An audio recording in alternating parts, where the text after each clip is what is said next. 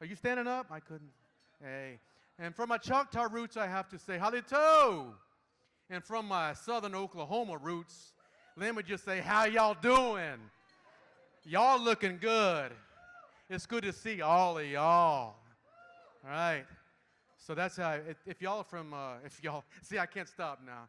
I'm up here in Canada just dropping y'alls, all right? This is my wonderful, cool, awesome co-host, Patty Talahongva. Give it up for Patty Talahongva from the Hopi Nation. Darren, he's a lot of fun, crazy guy that he is. But eskwal angkakia no kutsaku kyang mana yan Hopi matsiwa no Patty Talahongva yang pahan matsiwa. Sangal angkakia. It's so good that all of you are here tonight to honor our award winners and to recognize the excellence in Native journalism. So, we have our silent auction that's been going on outside. Hopefully everyone bid on something. You can take something home because who profits from the silent auction? There's kids right over there. I call them kids, they're not kids. These young folks adults. Right over here. Hey, get the student, the fellowships, the fellows, stand up and wave real fast. Just wave, you don't have to stand up. Fellows in the house. Look at them, they look like they need money, right? Yeah. That next generation of Native journalists, and so that's what, all of the money from the silent auction goes to that. So, dig a little bit deeper into your pockets and you can bid by how? There's information on your table? Oh, if you look on your table, there's a cool card with a QR code on it. And if you can't figure it out, ask a young person over here, you know what I'm saying? Right. Don't ask somebody like Trey Hand or, I'm sorry. Well, but ask me. It's kind of like the old days where you had pencil wars, right? You'd write your name in your bid. So that's how you go do it, and paper. I'm just telling you right now, that student's t-shirt is mine, so don't even try. Oh, And okay. hey, when you find an item you like, if the opening bid is 20 bucks, don't go bidding 21, okay? Nope. You know what I'm saying? Don't try to prices right somebody. I'll bid 21, Drew. We want you to, dig deep. Throw a 5. They ain't gonna kill you. Throw a 5 in there. Where's the big money this year? Where is the big money? Who's the big money? Who's got the big money? Everybody at the table, look around. Who's the big money at your table? I don't Encourage know, them man. to go. I saw- People are pointing. Look at that. They're outing the big money. Is there any All right. Shakopee here tonight? Hey. Woo. They could fund. They could buy that whole tribes. thing.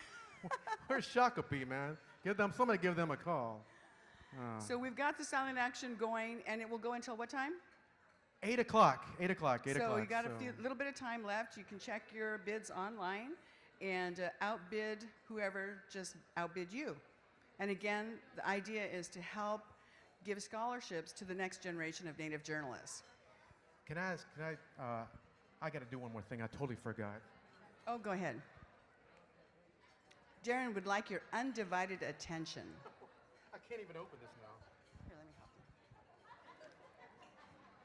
I was sweating through my jacket. I had a hard time. Here's the deal. So I am Coach C in Choctaw, but I work for the Cheyenne and Arapaho tribes.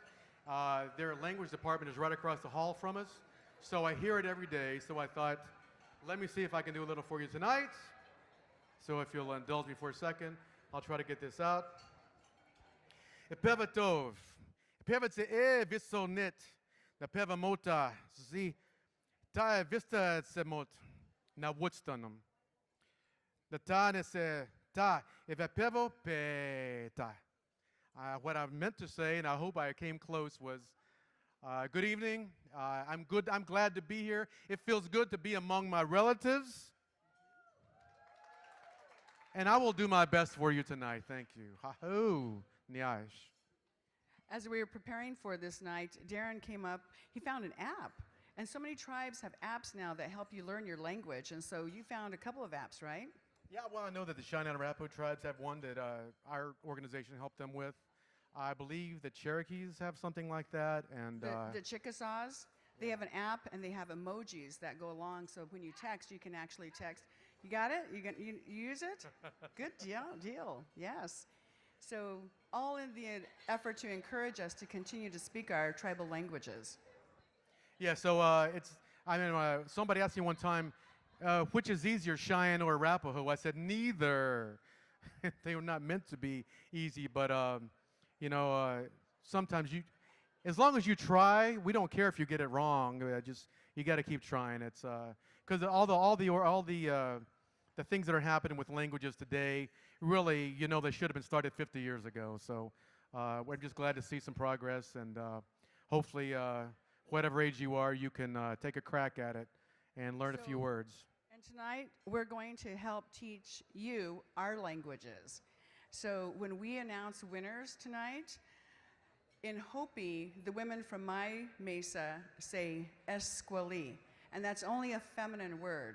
So if you want, ladies, you can say esquili. Thank you to the award winners for doing the hard work they do, for entering the NAJA competitions, and for being able to represent excellence in Native journalism. And for which one of tribe do you want to? Easiest one in Arapaho is 2 syllables. Ha, ho. It's real simple. Ha-ho! The young people say it like this. Ha-ho! Many ha-hos! But just ha-ho. I promise, you go to a powwow anywhere in Oklahoma, and you say, ha-ho. They'll say, oh, you from here, baby, right? And good to see you. So it's really easy. Ha-ho. I like how you had them practice. So ladies in the room, esquili. Perfect. Now the men in the room, the Hopi men say kwa-kwa. So that's just for the men. So you guys, kwa-kwa. A little bit louder. I mean, guys are grateful, right? Men? They got their mouths full. I know that lady over there does. So you have an opportunity to learn. And what other language were you going to speak in? We'll do it later. We need to let them finish eating, probably. Should we let them finish? Okay. In Hopi, we say, umaha laikyakyang nunvani. Eat with a happy heart, enjoy your meal. See you soon. Oh, actually, we need to bring Graham up. Yes, I'm Brewer, sorry. come Graham to Brewer. the stage. He thought he was getting out of it.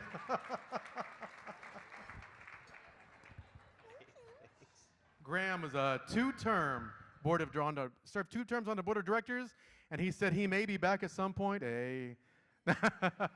I kind of made that last part up. But we want him back at some point, right? Yes. Graham, buddy, take stage. Oh, thank you. Oh, actually, Okay. Thank you, Darren. CO, everyone. Thank you to everyone in Winnipeg for hosting our members and conference attendees. I want to extend our first acknowledgement of the evening to the 63 First Nations across the province of Manitoba, Inuit in the north, and the surrounding Métis communities. Thank you for welcoming us. If you could, there you go, thank you. Thank you to the Google News Initiative and the Commonwealth Fund for sponsoring at the platinum level this year. Coming in at the gold level, thank you to ABC News, CBC Radio Canada, the Robert Wood Johnson Foundation. And at the silver level, the Associated Press, CNN, and ICT. Thank you for your support.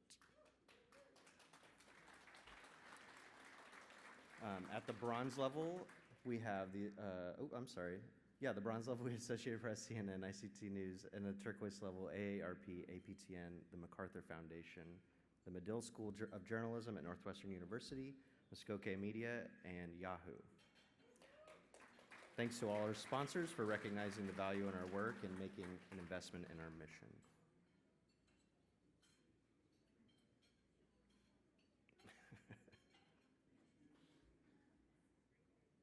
Okay, well, thank you so much. I guess sorry, the slides just caught up. So, thank you guys for coming, and I really appreciate you, and I look forward to tonight. Thank you.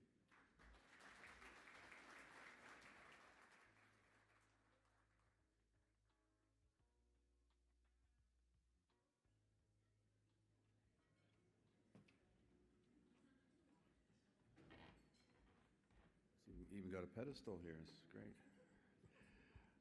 Well, bonjour, everyone. What we say in our language, we say bonjour deni maganaduk, which means welcome to my relatives, my colleagues, and my friends. And we say bonjour in honor of Nana Bujo, who is our spirit helper and gives us our stories and our legends. So I say, bonjour, deni maganaduk, miigwech kibijaik. And I want to honor my Indian name, which is Sage Wegijik. So I say to the sun every morning, Kimigwechuin, Kimigwechuin, Shawana, Paneshikwe. I give thanks to my wife, Shawana Paneshikwe, and I also say Kimigwechuin, Wabanung.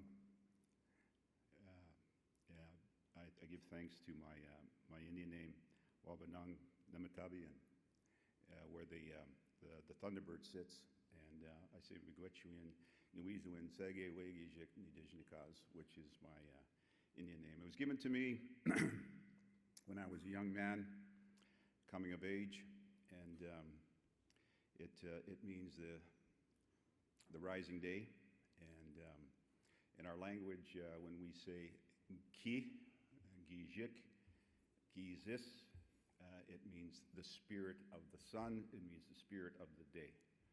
So with that, I'd like to welcome you all here and give you that prayer, and I want to give you the blessing for the food. How nukumis, Kimigwechuin, quote na, Mawada, Anishina Bek, Abachit do what, mi jin, ni be. Sin Atik. We thank grandmother for everything that she gives us, and we thank her for our Indian names, our land, and the food, Asin Atik, the trees, and Nibeh, the water, and Mi Jim, which is the food. So. With that, I welcome you here, and I say Miigwech Kbijaik. Thank you for coming to our land, which we call Manitoba, which is where the spirit is. Oh, Miigwech.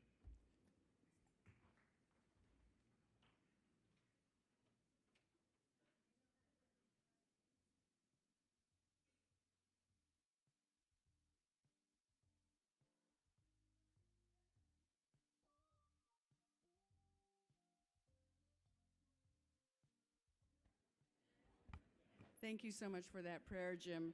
And you know, we were going to say welcome to Manitoba, but as he just mentioned, the way they say their name is Manitobi. So welcome to Manitobi. Okay, you guys might want to listen to this because I've got a really hard Inuk name to pronounce. And I've been practicing. Thank you. Okay, we would like to welcome a special guest here tonight, Madeline Alikrik. Let me try that again. Madeline Alikrik. I think I'm somewhere in the neighborhood. She is the Director of Production and Post-Production at Takamut Nippingnut. Better? She nodded. And she is going to grace us at the stage here in just a minute here. Madeline is Inuk. She was born and raised in Canada's second most northern community, Resolute Bay, Nunavut. Her family is known as the High Arctic Exiles, and they were used as human flagpoles in the 1950s by the Canadian government. And her grandparents, aunts, uncles were moved from their home in Inukjuak Nunavik. Close. Okay. Working on that. That is northern Quebec, into the desolate lands of the High Arctic, all in the name of Canadian sovereignty. So Madeline started her career in media at the Canadian Broadcasting Corporation as a radio news reporter and eventually became a television host and producer. Please welcome Madeline Alik to the stage.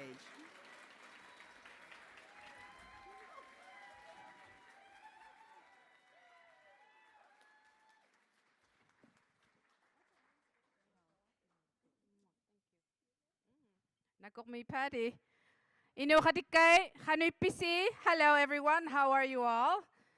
How are you all? Yeah, don't choke on that salad. I don't know CPR yet. No, that's not a good thing. Sorry. Hi, everyone. I'm just going to put up my, I had to write this down because, you know, I've done this. I've been on stage all over the world. But it's different when you're in front of your peers, in front of your Inukatiks, in front of indigenous people, in front of your people. So, nakok may makialo hay hojaw si maganik tamanit daw ako sa kungu nga si tumiutalo galwak ta. O nga si tumiutalo galwak sa tatamani titaw bugut Inukatigitsuta no nakakasi mayo hatigitsuta. And in that prayer, you're absolutely correct. I grew up with a grandmother. If she were standing here with me, Mr. Compton, she would have said, Mala. She couldn't pronounce my name, Madeline. Mala. She said, oh my God, all these people had to be breastfed once upon a time? And I would laugh. And I would laugh, and I was like, yeah, and change their diapers too. Yeah, true story. But I was trying to understand for a long time, what did she mean by that? What did Mini Alakarela mean by when she saw a large group of people? I realized she went through so many starvation periods that any amount of food, so her only living cousin, who I interviewed just 2 weeks ago in Inukjuak in her homelands, showed me like this piece of bannock. Him and his cousins would run into my grandmother's grandmother's house, and she would have this little piece of bannock, and she would share them with the kids, little piece like this, and they would run out in gratitude and start dancing. And I was like, yes. She would say, "Au katangwa kalungani, au katangwa kalungani." That was so happy that there was food. So tonight, when we're together like this, we remember those who came before us, who still believe in the gratitude because they went through those kinds of situations. We give gratitude, and we remember those who are hungry, because we have friends and family that in this day, kahatatuapi ilapivun. Ilani yung itutsiak, nirititaw gayamik, unisyo hattahugut, haktitaw nakatta, nakokmik. And that first word I teach you today, nakokmik. Thank you. Nakokmik. Nakokmik. So, hello everyone, I'm Madeline Alakiralag nakumik tamani hatakak runnakamailit sinik tunga supunga. I have lived in Winnipeg before almost 20 years ago. And I have the funniest stories, and I'm going to share them with you. So the first picture I want to show is of my grandmother. So this is my late grandmother, trying to make the children happy when they moved to the high Arctic. When they're forced to move to the high Arctic, forcefully by the Canadian government, so that we could be Canadians. Yeah, they did that for us. They did that for you. Look how sad she looks, but still she had children to think about. Still, she had kids and family to keep happy. And I think we have to always remember where we come from. And this evening, I want to share the values of our uniqueness as Indigenous people, so that when we do the work that we do, we remember them. Because sometimes I know when you're in a room full of people that don't look like us, it gets frustrating, and we can easily forget sometimes. So in the next slide, that is my son. I was going to tell you a story. Funny stories, man. When we first moved to Winnipeg, it was the first time my kids ever been in the South. Okay? This is the South. They'd never been among grass. They'd never been among trees. And we were like, oh, how come they're in the way, these trees? We can't even see anything. True story. Jack was going to daycare, 2 years old. My son, Iqniga, Pigatana. He's named after my grandmother Minnie. And naming a child is very important in our culture, okay? And so he's Jack Ikhalluk. And Minnie Alakkarelak, my grandmother, had polio as a young girl, so she couldn't speak, she couldn't run. But she said that when she has namesakes, they will do all the incredible things she couldn't do. So Jack Ikhalluk was in my belly when my grandmother Minnie was taking her last breaths. She was dying. And where we're all going to go. And this was a very hard part for me because she was my best friend. And so Jack is named after Minnie Alakkarelak.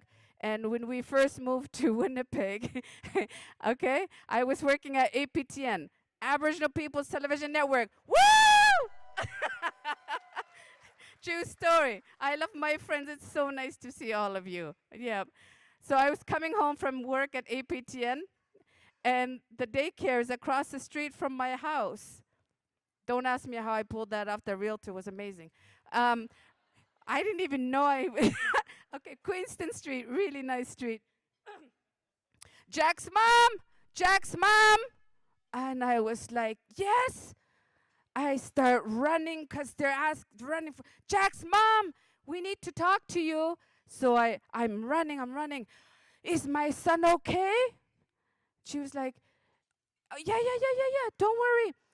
We were just at the Winnipeg Zoo, and Jack was telling all his friends and us that tonight when it gets dark, and he's going to want to come back and unlock the gates and let the polar bears free and shoot them.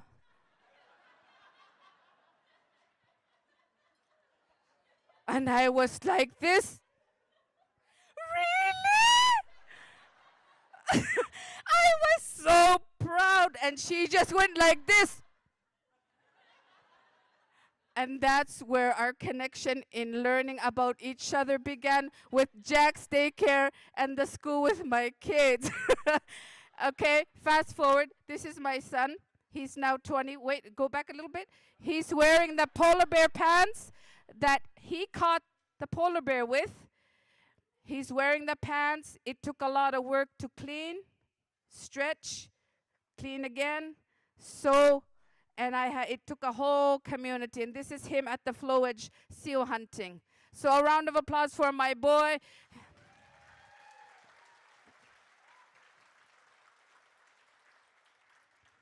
He called me. He texted me earlier. Hey, Anana, you got money so I could go buy gas to go hunting?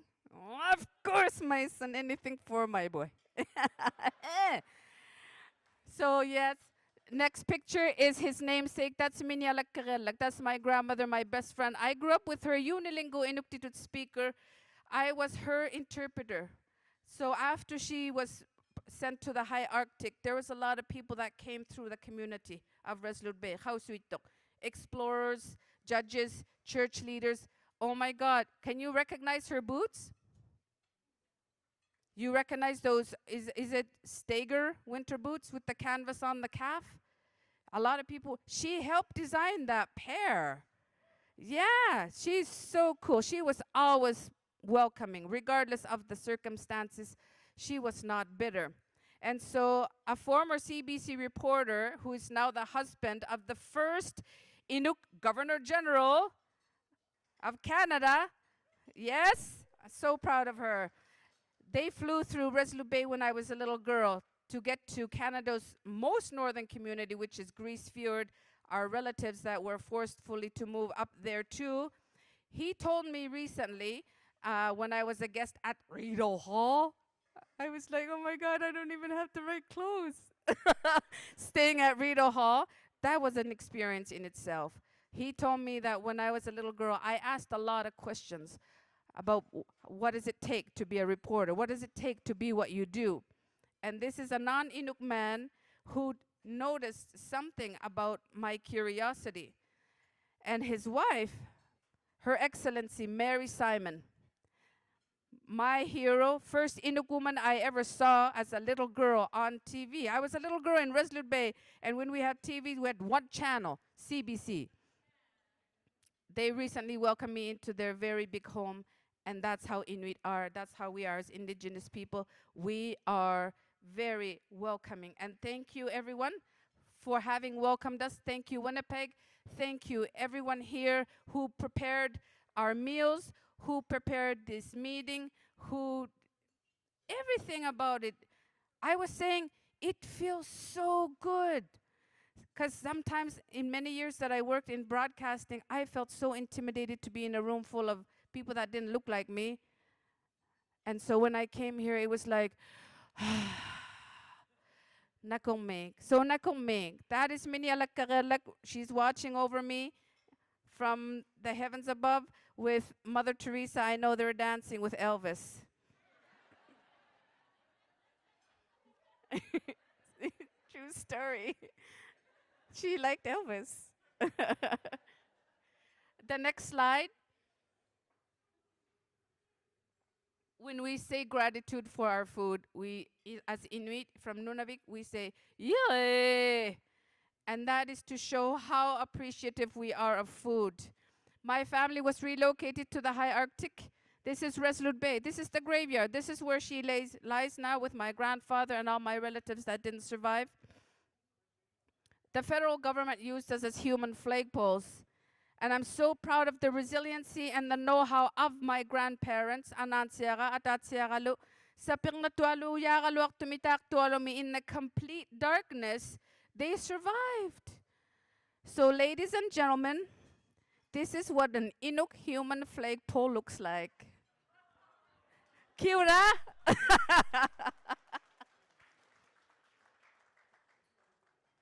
In all seriousness, a ship took our families and literally dumped them on the shores of Cornwallis Island, shores of Resolute Bay, from their beautiful home in Nunavik.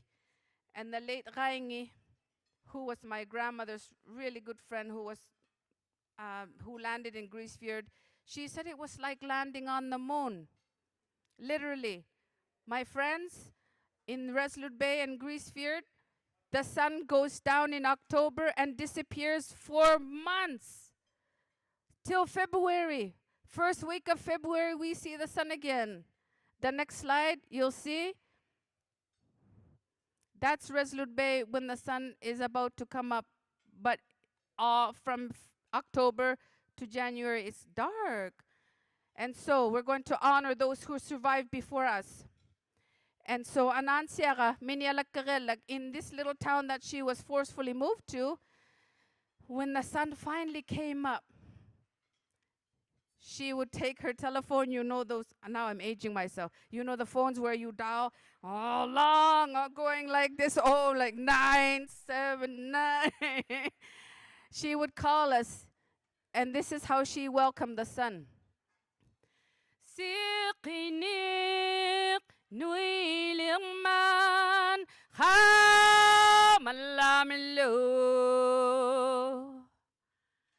makititsi kutinililing man makilitsi mana khangutusila makilitsi mana sinitusila. And the lyrics go, wake up, you sleeping souls. The sun and the gods are shining upon us. Wake up. And then she'd hang up the phone before we could even say anything. And then call the next family member. God rest her soul. That's Resolute Bay. And growing up in Resolute Bay, 180 people. That's all I knew. Sometimes it was really scary, but it was so much fun. It was all that we knew as children. And you will understand, alcohol was introduced to our parents, but my grandmother was a safe home. And this is what we need to be, safe homes. And I followed her first footsteps. to the point where my kids ask me now, Anana, remember that time you took that homeless guy and he was living in our shed and we had our cousin in the crawl space and the couple on the couch, like, and our cousins going to school, you know? So another value, we take care of each other. We have to take care of each other.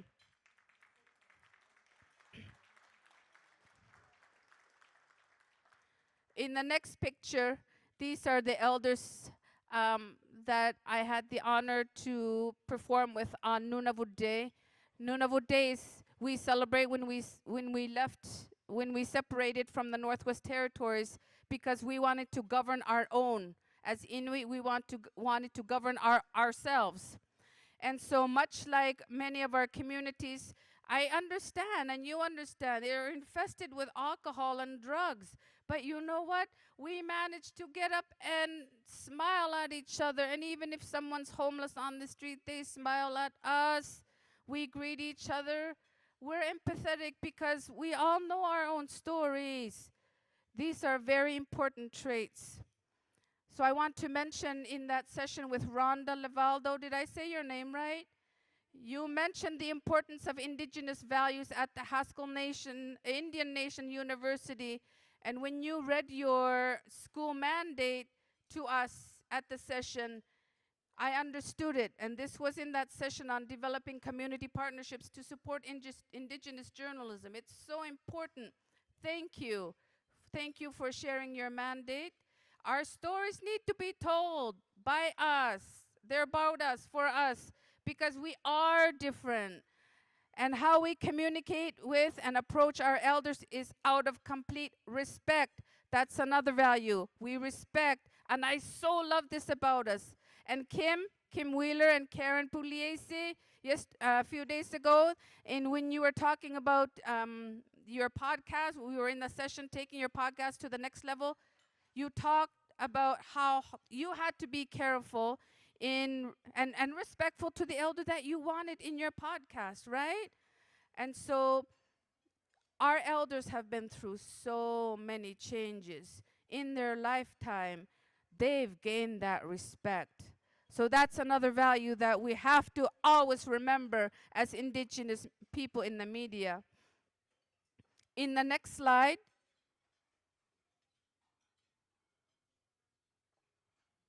this is me visiting the Elder Center in Iqaluit. Since this photo, just maybe 7 years ago, one of them is left.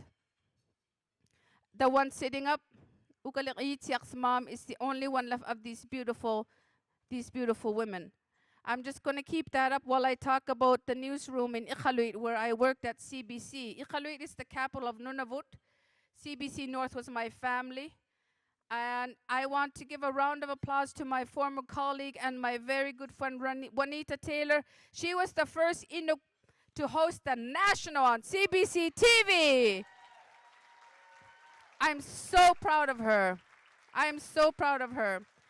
So she was going to school here in Winnipeg when I moved to work for APTN. And a huge thank you to my family at APTN. We always stay connected, and the laughter is contagious. Just ask Cheryl. Just ask Cheryl the stories we had. Don't do it in here, though, because her laughter is louder than mine. Yeah. So you were still work very hard in making sure that every single day our stories are told by us, and we continue to break the molds and asking people in the industries to make room for us, because we can and we will, but we must continue to support each other, okay? Our achievements and successes. When one Indigenous person succeeds, we all succeed. That is no doubt.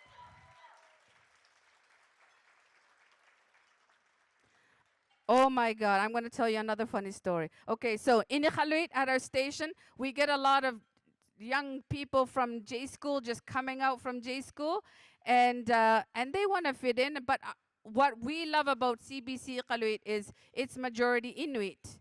And so this is a young guy, and he wants to fit in, and he goes, "What do you call an Eskimo peeping Tom?"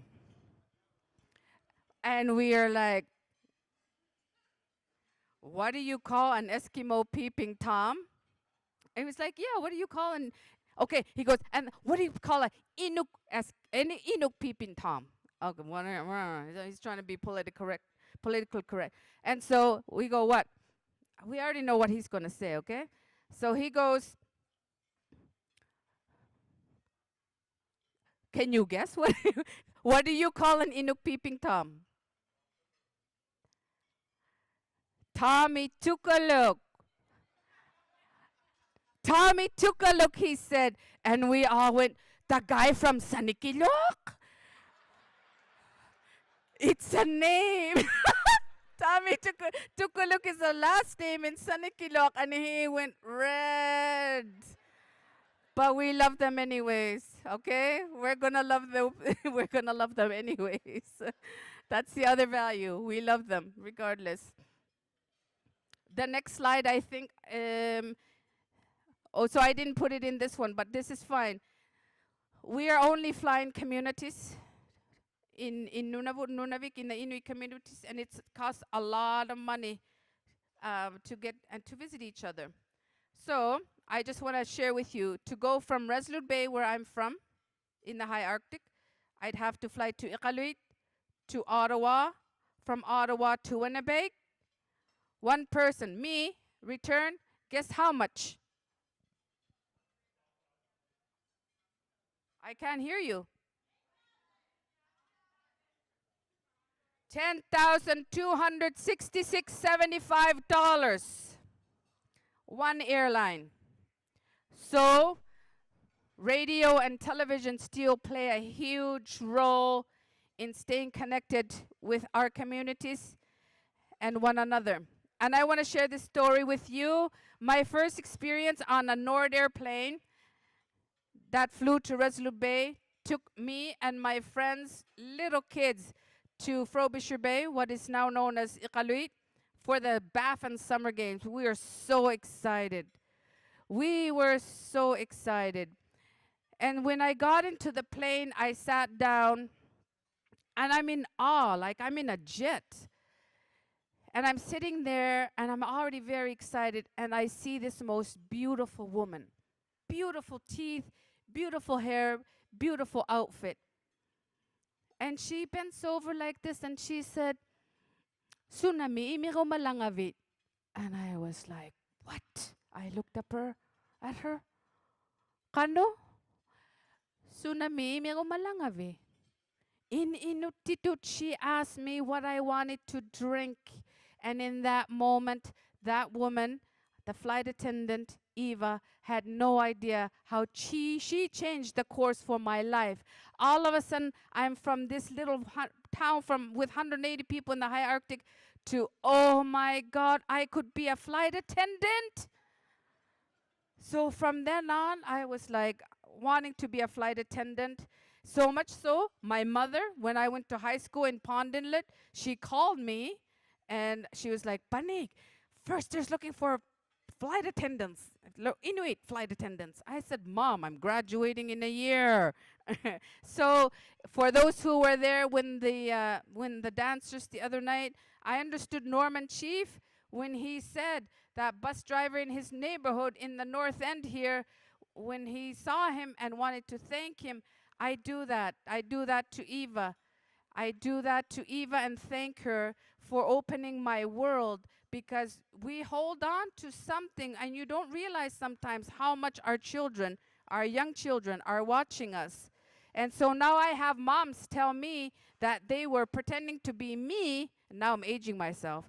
They were pretending to be me when I was singing on stage and when I was on TV and radio. So remember, we are all role models.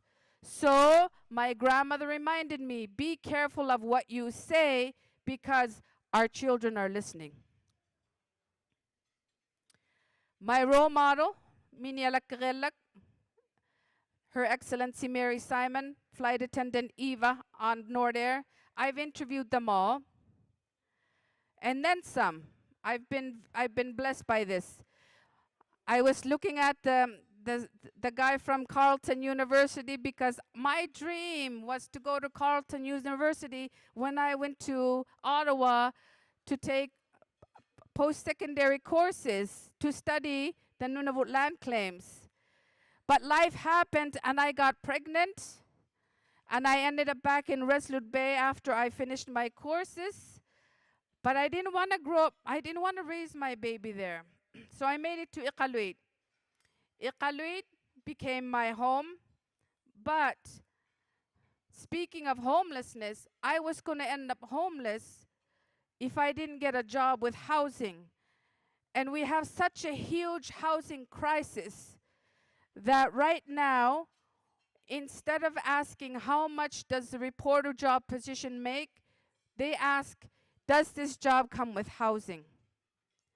And so I had 2 little girls. When the job for a reporter came on CBC North, I was so happy. I was so happy. I got the job. I did everything they asked me to do. I became a reporter. My first story went national. I became the afternoon host, newsreader, morning show host, morning show host. 2 legends. There was an Inuk man who hosted the Inuktitut portion for 2 hours, and there was a non-Inuk woman who hosted the morning show for 2 hours in English. When they retired, I came in and I hosted a 4-hour show with one producer. Yeah.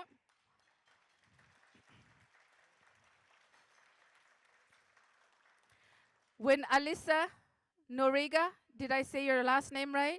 From Good Morning Indian Country, when you said you worked so hard to come to NAJA, I was so proud of you. I felt it. I felt it. When you really want something, everyone, go for it. And be like Melissa Greenbly, her mentor from the University of Kansas, who helped Alyssa get here. Thank you. Invest in our young people like CBC North invested in me, and like the University of Kansas invested in Alyssa.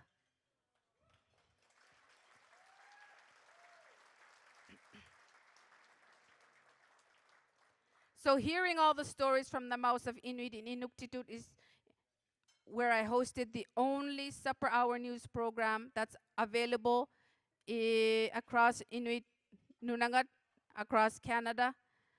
The only Inuktitut supper hour news program in Inuktitut. We sight translate the English text on our teleprompter. From English to Inuktitut, every single night we read the text and sight translate on the fly. We do it with pride. We do it with pride in the language that we represent. And so we do it. I did it so that people like my Anansiak, just because she didn't speak any English doesn't mean we're going to leave her behind with the news of the day. So respect and pride in our languages. We have Inuit all across the circumpolar region. We have Inuit in Alaska. We have Inuit here in Canada. We have Inuit in Greenland. We have Inuit in Russia. In Canada, we have Inuit in Inuit Nunangat, all the way from Northwest Territories, from Tuktoyaktuk, all the way to the geographical center of Canada, Kamanittuaq, Baker Lake, to my ancestral homes in Nunavik, Inukjuak, and to the beautiful Tungak Mountains in Labrador. That's a lot to cover in many dialects, given the huge size of Inuit homelands. We need more journalists, more Inuit journalists, more Indigenous journalists. So we need to support any programs and projects and go to places like Carleton University. And so I want to share with you before I end my welcome here that I'm Inuk. I'm very proud to be Inuk. And English is my second language. I learned to speak English at school, and I do very Inuk things.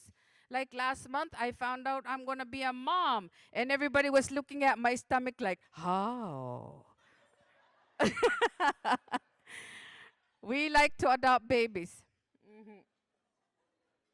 So baby Anuki will be born in October.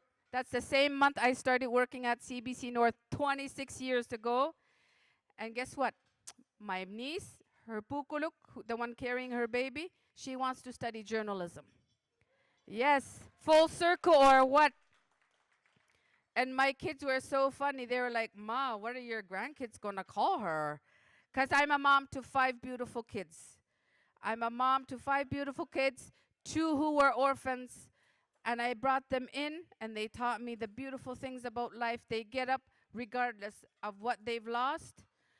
I have 2 grandkids, Saili ang napik, Asakuka. They just moved to Greenland because their father is from Greenland. And I was like, apparently when you're a grandmother, you have to share your grandkids. So family is another value. Family is so important. And so I want to tell you how privileged I have been to travel the world with my music, because I'm also a throat singer. And Francine was like, when I told her, I was like, Fran, I want to come to NAJA. She's like, come, you want to throat sing? I was like, I don't remember the last time I throat sang. So I came for other reasons.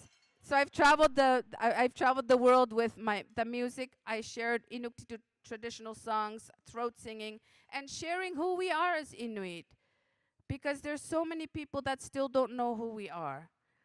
And so I went to Pond Inlet. I was sent to school. I went to residential school, believe it or not. I'm not even 50 yet. I went to residential school, but there we were also experiments. They wanted to see how we would survive in an Inuit community as opposed to a big center, as opposed to a big residential school. And you know what? It was not easy either, but I'm going to pick out the good things that came out of that. I learned traditional songs, traditional Inuit songs of that region. And you know how as Indigenous people we use humor. I think it's a coping mechanism because we're so traumatized.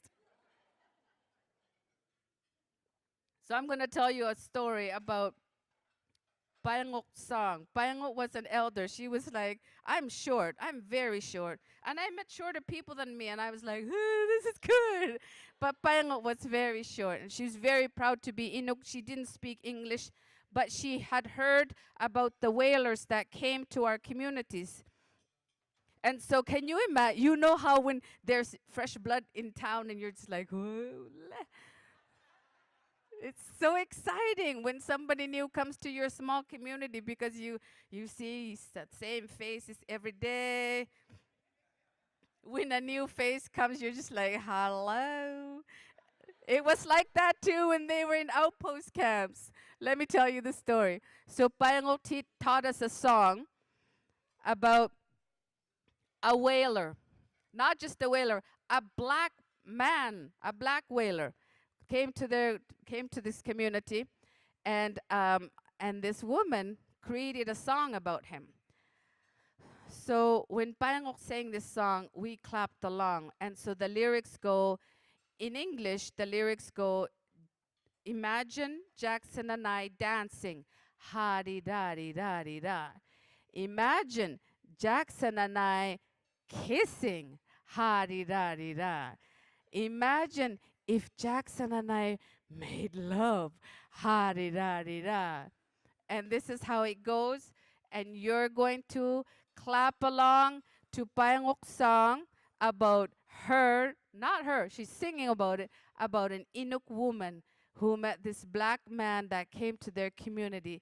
And a girl can dream.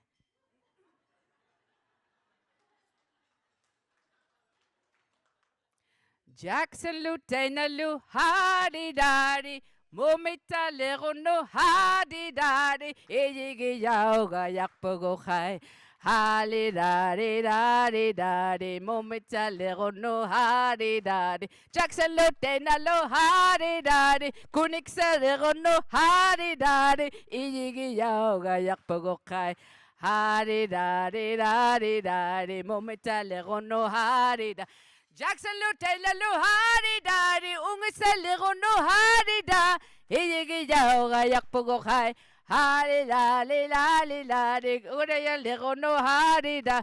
Jackson Lieutenant, Harida, Kuyak said, Ligono, Harida.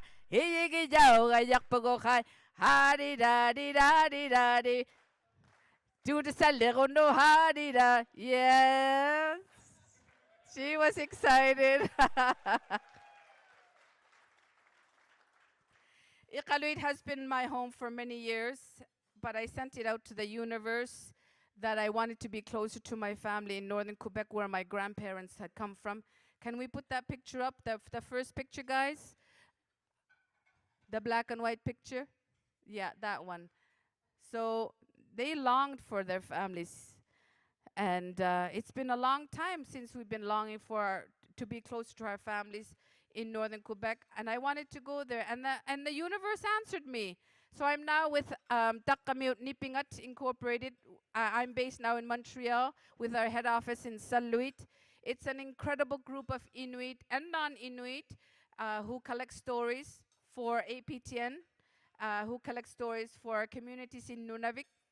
And you know what? They've been doing that for as long as I've lived on this earth. That's almost 50 years. And I'm so proud to be a part of a group who is history making. And I have learned that I have a lot of cousins. So the other value is don't ever be afraid to try something new. Don't ever be afraid to move somewhere new. We're nomads, remember? Always moving us Indigenous peoples. Yep. And so I'm finishing up, Francine. I know. So she's like clapping behind me. Hurry up, Mad. I've always imagined what and how different it would be, how different our stories would be if we weren't traumatized. We don't know any different because unfortunately we carried that trauma without knowing and without our parents knowing that they were passing it on to us, right? Sometimes we do it too without knowing that we're passing it on to our children. So I feel that the more we share our stories with each other, it's healing. When we're not marginalized, when we're given space, we're going to continue healing. Heal is that other word that we need to remember. I'm so proud to be amongst all of you cousins. My kid was like, I'm never going to date a guy from Indigenous world because we might be related. Whatever, kid.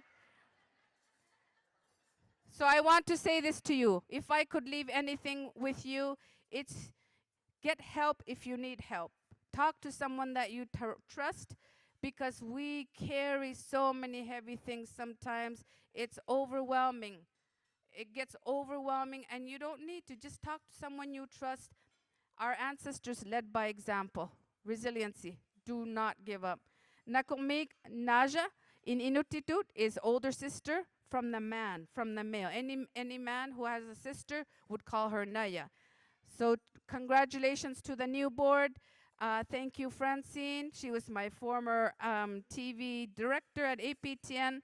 I'm so proud of you. You're probably very happy I didn't fly in from Roslou Bay, because 10,000 bucks later, we got to listen to her. She's going past her time.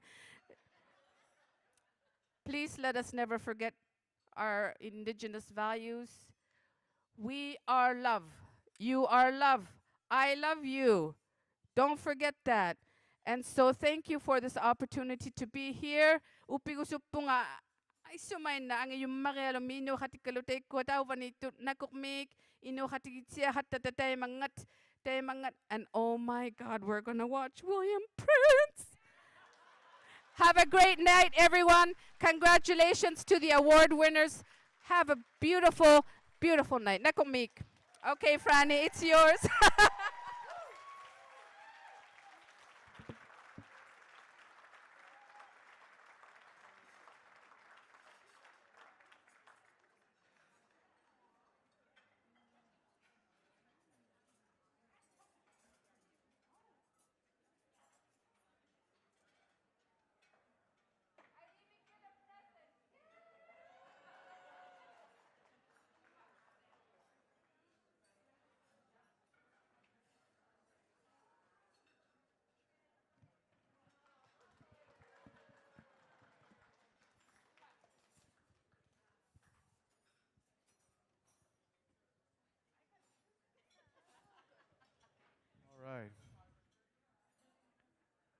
Well, I don't even know how to follow that, man. Every time she says something good, I'm like, oh, I'm going to talk about that. No one to talk. Oh, I got to bring that up. A couple of things. I would have loved to have met your grandmother, man. And I remember those old phones, man. You'd try to make a long distance call, you'd be there for 10 minutes, man. But you know what really stuck in my mind is like, I'm just wondering if I walk down the hallway, any floor on this hotel, I'm gonna listen for hidey, hidey, hidey, hide. And if I hear that, I'm gonna laugh real loud. I'm gonna go knock on that door. Hey. She said so many good things. I don't even know where to start. But you know, one of the things she said, she mentioned Alyssa's story. And there's Alyssa right there. I'm going to call her out for a second. How many of you know it's important for the young folks to get here to NAJA, the conference? Right? Come on, stand up with me here. Funding sometimes is an issue, and sometimes the organization/institution you're working with doesn't want to play ball. You know what I'm saying? I'm not naming any names, but it rhymes with KU. Hey, no, we've worked it out. Pray for them. Pray for Melissa here. It'll get done. But what I did not know was my sister Alyssa here lives in Oklahoma. She's from Oklahoma. So I'm pretty happy about that. Tell us what you did to get here.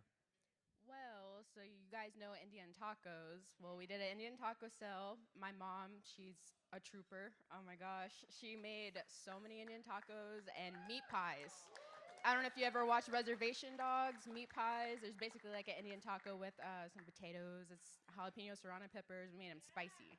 But my family is also from Oneida, Wisconsin. So the Oneida community came out and they bought my plane ticket basically. And you know how expensive that is internationally. And my passport, I've never had a passport. So all of that was in the 2-month span of creating. I made ribbon skirts. I made 6 ribbon skirts within 2 weeks. I did raffles, asked for my community to help support me. And Melissa, thanks for Melissa, help get me here to figure out the logistics of being at NAJA. Hey, we are so glad you were. Oh man, that's how important it was to one young woman to get here. I'm just going to tell you, how about that meal so far? Hey, give it up for the servers. Yeah, the cooks. And I'm telling you, did y'all get enough yet? If you didn't, me and Alyssa are going to be selling meat pies right over there at that door when we're done here. Some meat pies and some of that good red Kool-Aid. Hey, whole lot of sugar up in it. Just like you. Hey, how many of y'all have been to a diabetes awareness event? They serve up Hostess fruit pies and got donuts and fried bread. I'm like, hey, what are we doing here, man? I want to dinner and a show. Dinner and a couple shows. Well, let me keep it moving right along. I want to, we've got a performance by the Throat Singers, Chastity and Caramello Swan. You can make your way up here, girls. I should say ladies. Chastity is the assistant manager at, you can help me, what? Tunasugit, Western Canada's first Inuit Resource Center, based here in Winnipeg. She's performed on APTN's Indigenous Day Live and for the opening of an NHL game with her little sister, Caramello. Yeah, right here. Caramello works in Tungasugit. Ray. As a youth coordinator, she started throat singing with her mom when she was just a year old. Is that right? Chastity and Caramello are Inuk, and Ojibwe. They're Ojibwe families from Lake Manitoba First Nation. Give them a big hand, and let's hear some throat singing. You know, I didn't get, tell me your name. What? Okay, we got Chastity, Carmelo. Who else we have here? Keisha. Keisha? Where are you from, Keisha? Nunavut. Nunavut, okay. Now that we got that cleared up, I'm going to get out of the way. The stage is yours. You want these ladies over here by this mic? Right here. Did I get this one too?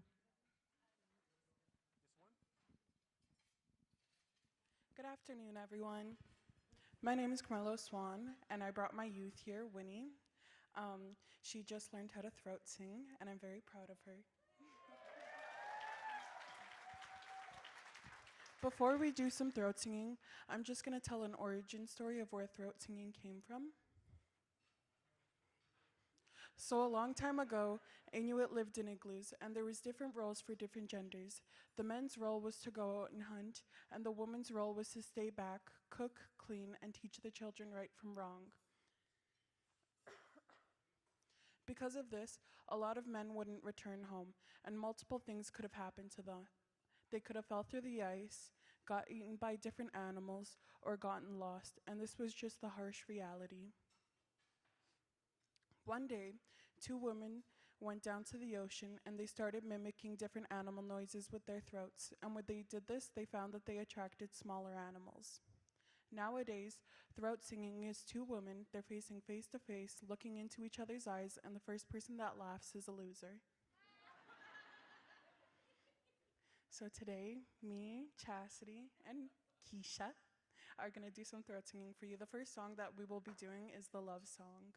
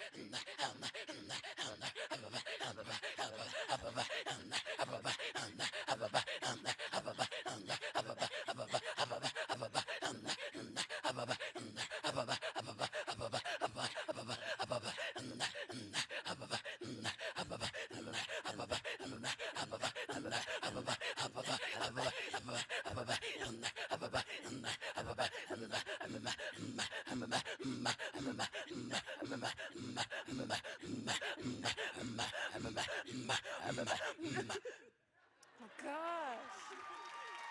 I won that one.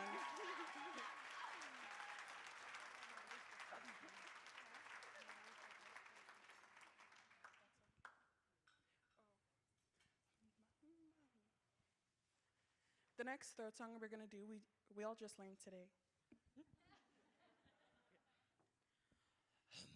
Wait.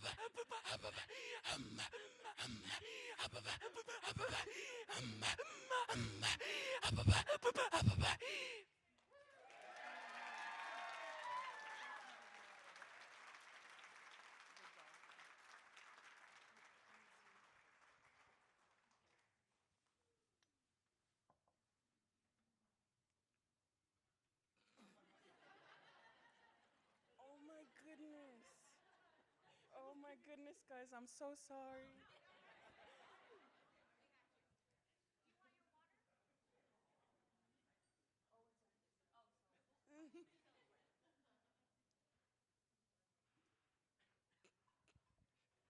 The next one, we also don't know the name too. But it's good, it's good. Clap if you like it.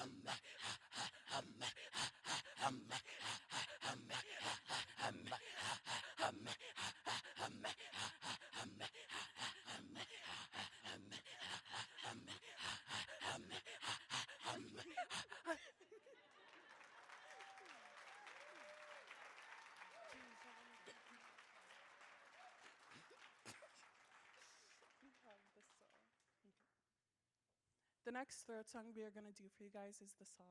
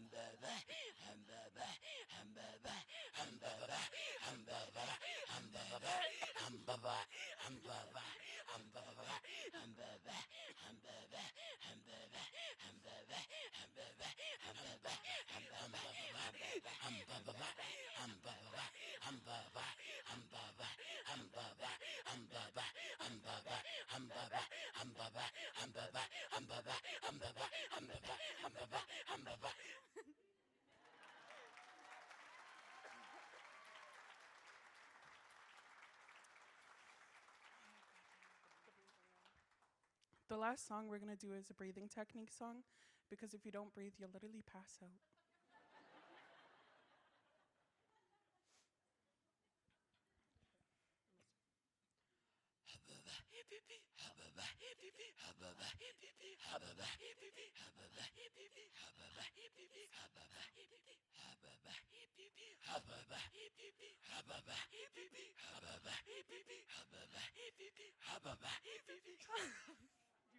I'm so sorry, guys.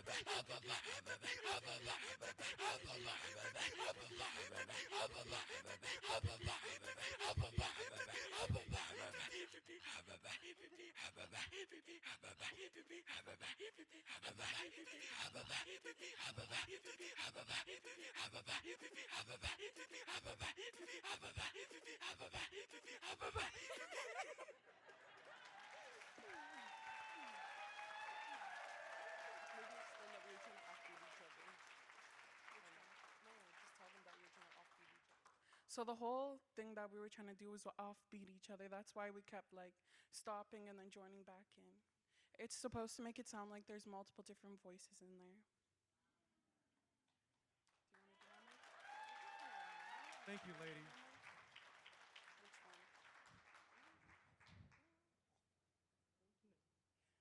Thank you, ladies. Hey.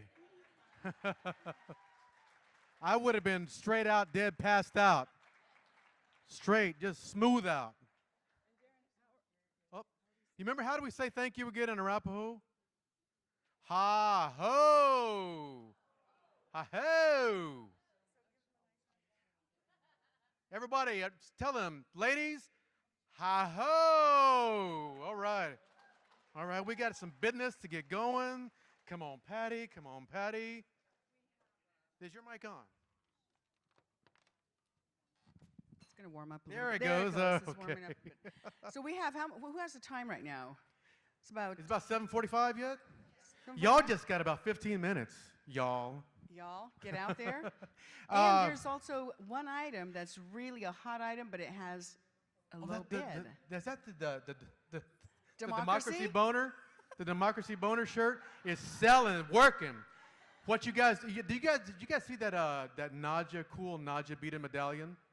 Yeah, okay. Yeah, What you one don't of know these. is there were plans for a Democracy Boner medallion, but they weren't sure how it was going to go over. Hey. They thought they'd send that one to Lucian. Hey. Hey, Lucian, look what we got for you, brother. Y'all did see the movie, right? We should all give Lucian a call, man. Lucian, brother. Slow Well, they down, have- man. they have- Ease up a little bit, right? They have 15 minutes or less to go bid, and you know you can bid from the comfort of your own table there. So again, it's benefiting the students. The So quilt you needs help, guys- right? Oh yeah, the quilt The is Star like, quilt needs help. There's no bids on it, or very few. it's not at its actual value yet. So we want to encourage you to again pull out your phones and start bidding on those items. You have less than 15 minutes before the bidding closes. So exciting. Wasn't that wonderful to hear from Madeline? One more time. That's some skill. Wow. And then Chastity and her group here. It's Chastity and her throat singing group, yes. Yes, awesome. Just So awesome. wonderful, wonderful. Thank you so much. And that's the beauty of being able to share our native cultures, right? When you come to NAJA, you hear and you see other cultures that maybe we're not familiar with being in Arizona and Oklahoma, right? It's easy to get familiar with the tribes around you, but you go one state over, one province over, it's a whole different world, and it's a very beautiful thing. All right. So we You hand guys out wanna our hand out first some big awards? award? Who wants to win some stuff, right? Hey. All right. Let's, we want to kick this off and present the inaugural 2023 Tim Giago Free Press Award. So we want to introduce our founder, Lauren Tapahe. Lauren, are you here, sir? Where's Lauren? Oh, there you go. There he is. Step up this way, sir. He has a visual aid. You're in for a treat.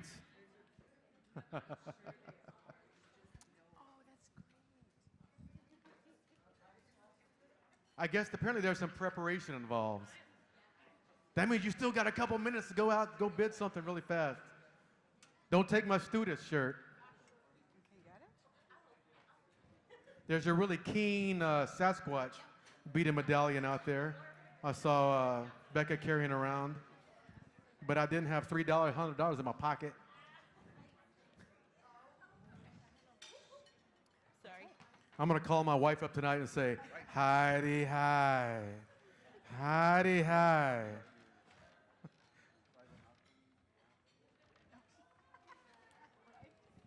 Or Lauren, do you want a handheld mic, or do you want to use this one?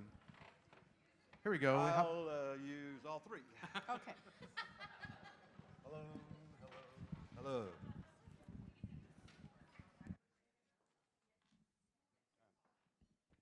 I'll use this one, mic guy, wherever you are.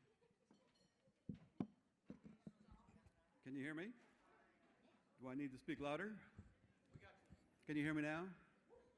I'm kind of deaf. Can you hear me now? No, thank you for allowing me to be here. Lauren Tapahi. How many Navajos out there? Yeah. She a Lauren Tapahi. Nanesteja Tachini, Kinla Chitni, a Bush's Chin. So I come from Sehatodat, Nashaf, Winderot, Fort Defiance, Arizona. So every time I get on a taxi or something, I always ask the driver where they're from. I was kind of waiting to hear the accent, the Canadian accent, when I got to the airport. Thank you for letting me say anything I want to say. Of course. Of course. I'm a founder, so I can do anything I want. Yeah. Ooh.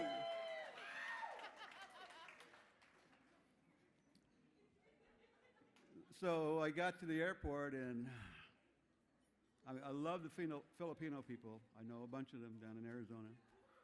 Then came the, I guess they call it East Indian people, and there was a couple other countries in there around India. I finally got a guy that didn't have those accents, but he was French. So he had a French accent. So I had waited about another few hours before I finally got to somebody that had that Canadian accent, eh? So happy to be here and happy to insult everybody. Thank you for allowing me to do this, the board. I'm the first vice president of the Native American Journalists Association. And hey, there's my cheerleader. And of course, Tim Giago was the first president of Native American Press Association, which later became the Native American Journalists Association. And I hear today there's a new name. So it's okay with some, I think, and some are still a little, never mind. I missed the vote, so I could say anything I want. Well, they have me wanting to present the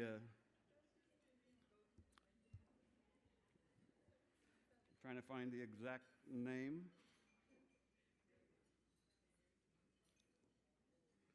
The inaugural 2023 Tim Giago Free Press Award. So Tim and I had a lot of good times together, along with the other members of NAJA the first few years, making the organization kind of grow and getting people involved as much as we could. And before I go any further, I'd just like to take a moment to, actually a moment of silence. I want to read off some names of some of the board members that were founders and some that have passed along the way. Tim Giago passed last year, age 88. Minnie Two Shoes passed in 2010. Yep, Minnie, age 60. Adrian Lewis passed away in 2018, age 72. Richard LaCourse passed away in 2001, the age of 62. William, or Bill Delaney as we called him, who the person that brought everyone together at Penn State, he passed away in 2019 at the age of 89. Sid Miller was the founder as well. He passed away in 2017 at age 90. A couple other names that I know of that are in the media business around Phoenix where I live. Andy Harvey, he passed away at the age of 35. He worked for Channel 12 News as a news reporter. And others are Alan Newhart. He's the one that gave funding to NAJA. He passed away in 2013. But another name that some of us older ones will probably remember is Frank Blythe, Native American Public Broadcasting Association. He passed away in 2000, just this year, age 82. Michael Smith, the American Indian Film Institute, he passed away also at age 66 in 2018. So indulge me 5 seconds, just a moment of silence for them, because I think their spirit might be around here. So, and I think they're looking and listening to see what you're going to do and how you feel that we respect our people that have passed and respect who we are. So 5 minutes, 5 seconds.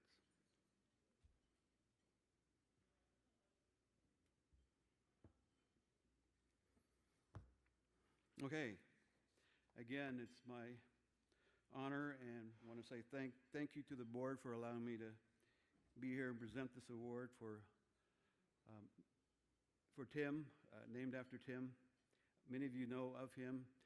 If you don't, let me tell you a little story. He had his newspaper in Rapid City, and the city was pretty racist. But he kept his paper going despite what was going on around him. And then one night he gets a call, went to his office, and it was burning. Somebody had firebombed his newspaper operation. Within a couple days, he was back up and printing. And the headline on that said, "You cowards, come out during the daylight."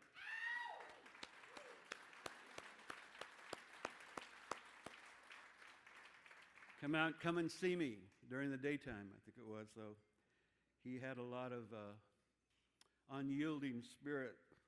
He was fierce and a very straight shooter. He told it like it is.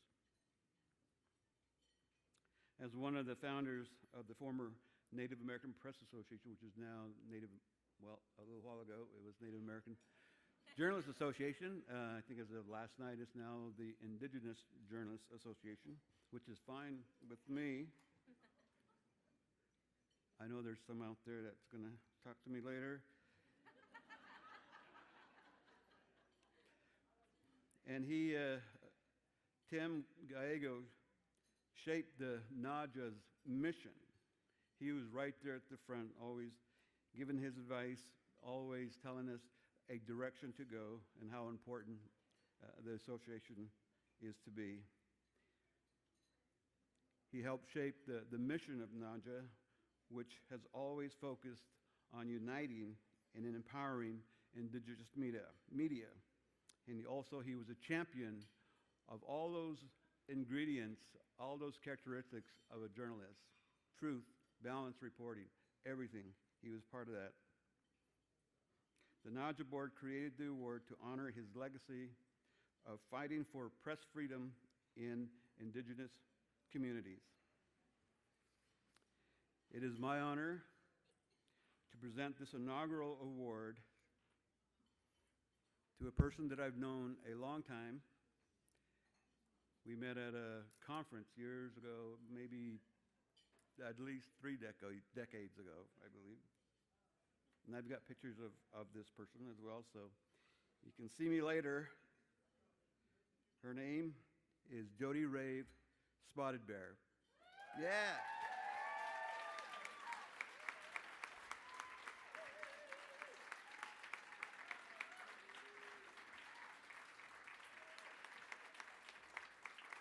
She was selected for her work as a citizen and journalist in holding the 3 affiliated tribes of Fort Buthole Indian Reservation accountable through her reporting on tribal government and raising awareness regarding its transparency issues. So, where did you go?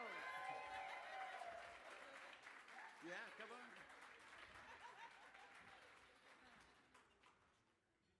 Good thing I didn't tell a little story. I think that's what you call jumping the gun. Okay. I can go ahead and.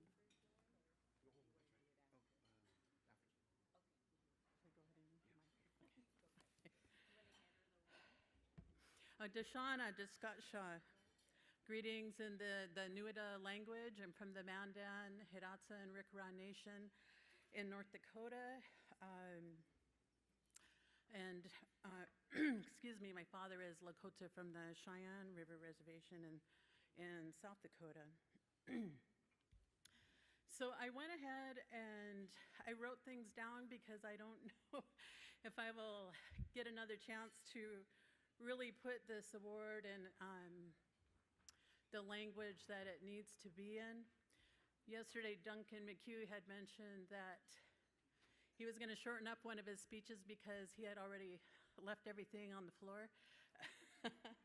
And this is really my first time putting this out on the floor, so I just want to thank everybody for just giving me this opportunity to share a few words about Tim Giago, who he made his journey to the ancestral spirit world 1 year ago in July. I was there in the Black Hills when the Thunder Beings lit up the night sky hours before he died. The last time I saw him during his final hours was in a hospital bed. Last month, the family invited me to attend the first-year memorial of his death in Rapid City, South Dakota. They gifted me with a star quilt and said he would be proud to see me receive this inaugural Tim Giago Free Press Award. To acknowledge this first-year memorial of Tim, I ask that we just all take a moment of silence.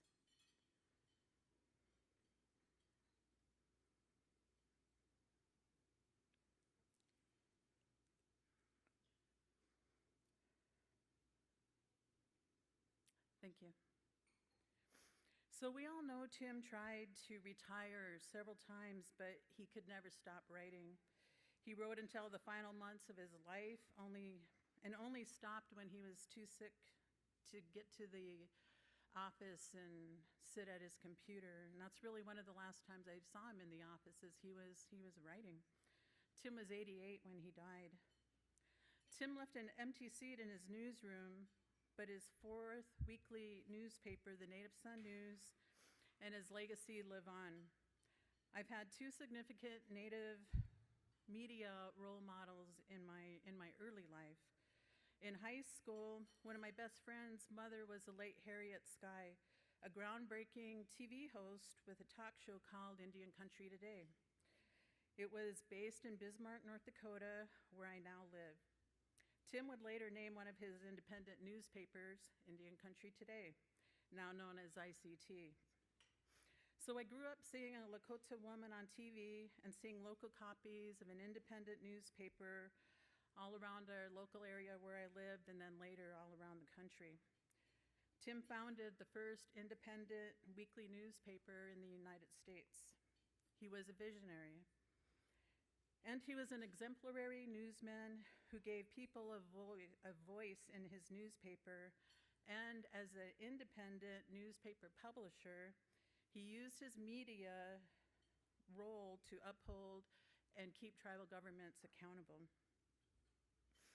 It's this arm of reporting that can be most difficult for reporters covering tribal government. Reservation-based newspapers are often beholden to tribal governments for funding, office space, editorial oversight, and advertising dollars. I've worked for tribal media as a teenager. One of my first jobs was reporting for the MHA newspaper then that was called Ahead of the Herd. It's now called the MHA Times. And I did write for work for tribal media as an adult, not too long ago, actually.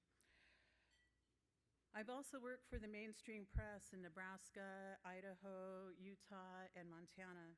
But I always had the calling to return to my ancestral homelands in North Dakota. When I returned home to the Fort Berthold Reservation, I became the director of our tribe's radio and newspaper. Working within the tribe, I knew there was a lot of information being kept from me and tribal citizens. I had several disagreements with tribal leadership. They ranged from reporting on budgets to being denied requests for media packets so our reporters could better report on tribal council agenda items. After being filed for insubordination, if you saw bad press, me and Angel have something in common there.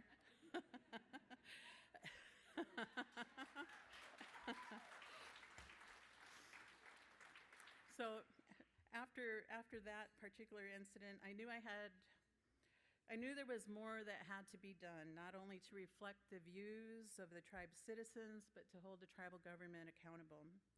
So I started the Indigenous Media Freedom Alliance, a nonprofit media organization. We publish independent digital news on a site called Buffalo's Fire. And yeah, it's nice to be in a crowd where you don't really have to explain Buffalo's Fire, but I will at a later point to give you the background. But it is the translation in the Nuita language for the tiger lilies, and which grow on the northern plains, and it was something that my mother, those were her favorite flowers, and they grow all around us, and so I wanted to name our site in her memory.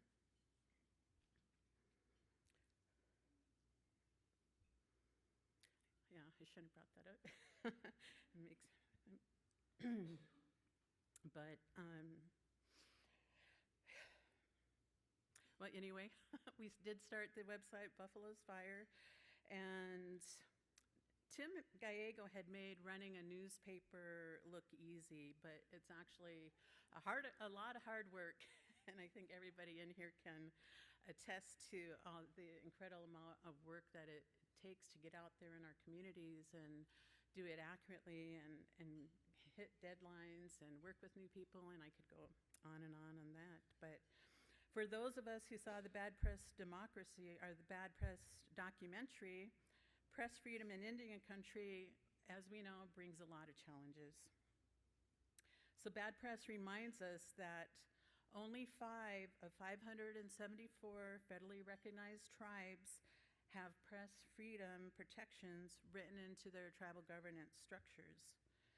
So our elected leaders across the country do not provide our communities with access to open records. We lack access to tribal freedom of information laws, unlike existing federal, FOIA, and state laws. The revered Native scholar, Vine Deloria Jr., reminds us of the 3 pillars of tribal sovereignty. 1 is self-determination. 2 is protecting our sacred places and our sacred sites. And the 3rd one is tribal sovereignty means that tribal leaders should act in accordance to the will of the people. But what happens when our own governments starve us from information? Information is essential in our lives in so many areas. Individuals and organizations need information quickly for a wide number of reasons, including research, trends, and to stay economically competitive.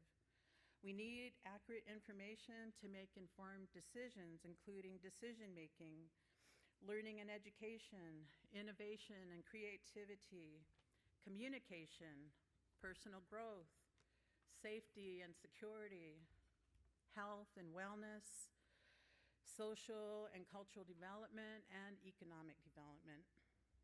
So one of my press freedom colleagues, Angel sitting over there, said earlier today during one of her panel presentations that she would not want to be the person who had to fight a tribe in federal court or the US Supreme Court in order to take on press freedom issues.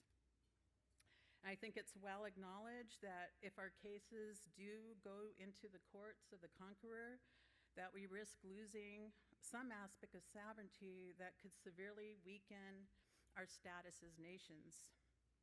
But I told Angel that she wouldn't have to go to the Supreme Court because one of our Mandan-Hidatsa and Arikara Nation citizens just did that. She filed a petition with the Supreme Court on July 3rd.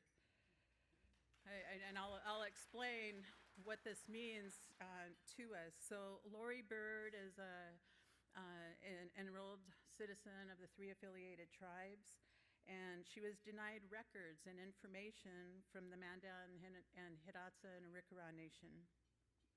She needed those records in order to resolve a business dispute. She made pleas for just compensation in district court and the 8th Circuit Court of Appeals. The courts ruled in favor of the tribe and determined that the tribe had a right to sovereign immunity, meaning they could not be sued and she could not be compensated for the loss of millions of dollars in a failed business joint venture agreement with the tribe. So the legal question, the legal question before the US Supreme Court right now is, does inclusion of a mandatory arbitration clause in an agreement with an Indian tribe waive the tribe's sovereign immunity? This case is seen as a double-edged sword. Should the court accept this petition, it could strengthen individual and business rights, but it could dilute tribal sovereignty. And that would happen, it would affect tribes across the country. So the Bad Press documentary provides a clear outline of how democracy works when you have proper governance standards in place. But not at all tribes operate like this.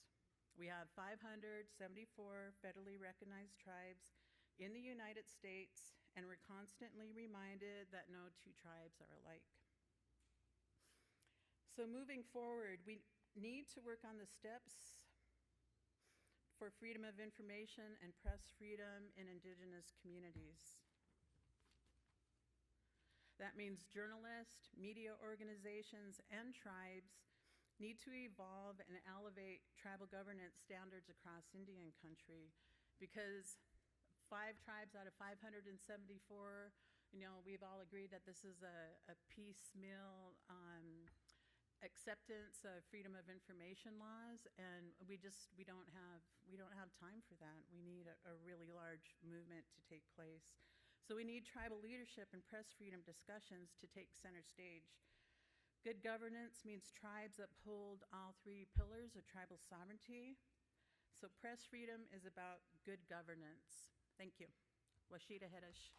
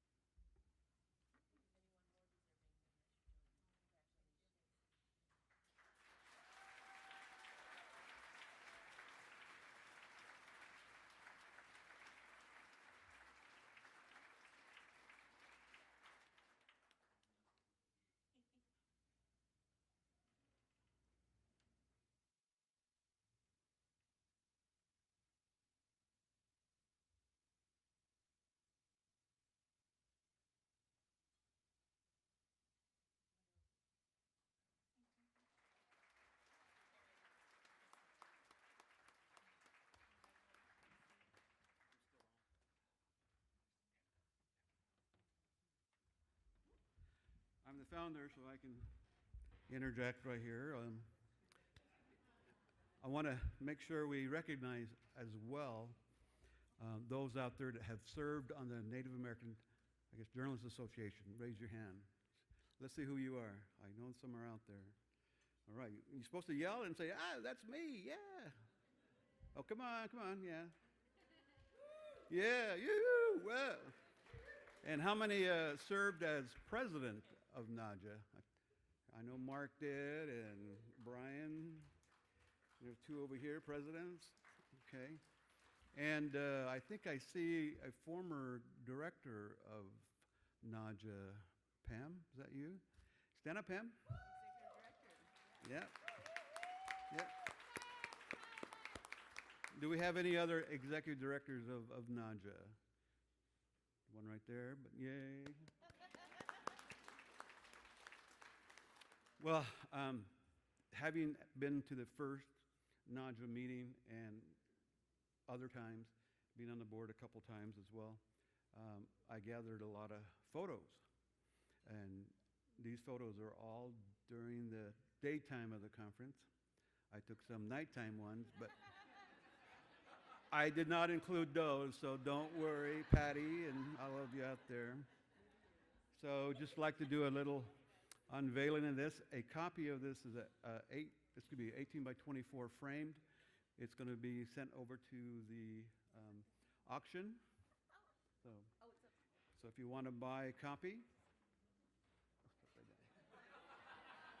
you have to turn your head a little bit to see it. One, three, go. Woo!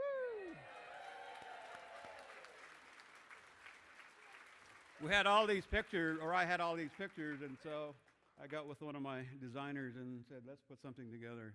So we came up with this. It's great to know that all of you are honoring the founders. That all of you are working together to help NAJA grow, Indigenous Journalists Association grow. So this is my offer to the board and to NAJA to put up another one in your office. Again, a copy of this at an 8.5 by 11 framed is going to be at the auction or in the silent auction table. So if you want to get a copy of that, come out to the auction table. Thank you. We have something for you too. Oh.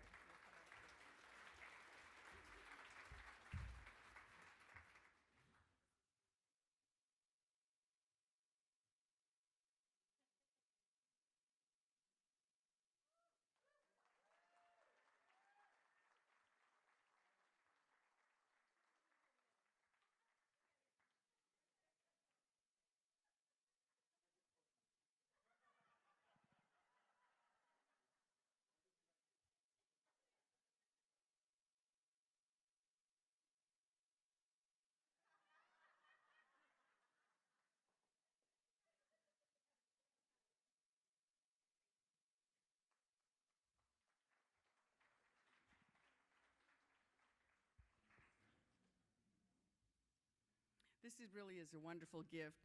How do we say thank you, ladies, in Hopi? Esquali, right? So Esquali, Lauren, thank you so much for sharing. You know, he really has taken a lot of photos, and he probably has some, photos that can be revealing through the years. But yes, it will be available for a download, so every one of you can take it home once it's up on the website there, and you can take a look of that. That's very, very nice. Lauren, thank you again, Esquili. We really appreciate that gift. And congratulations again to Jodi for her award as the inaugural Tim Giago Free Press Award winner. The silent auction is over. After the event, you can go outside and pay for your items and pick them up and take them home. So thank you so much for bidding and for contributing to the education of our future NAJA journalists. Thank you so much.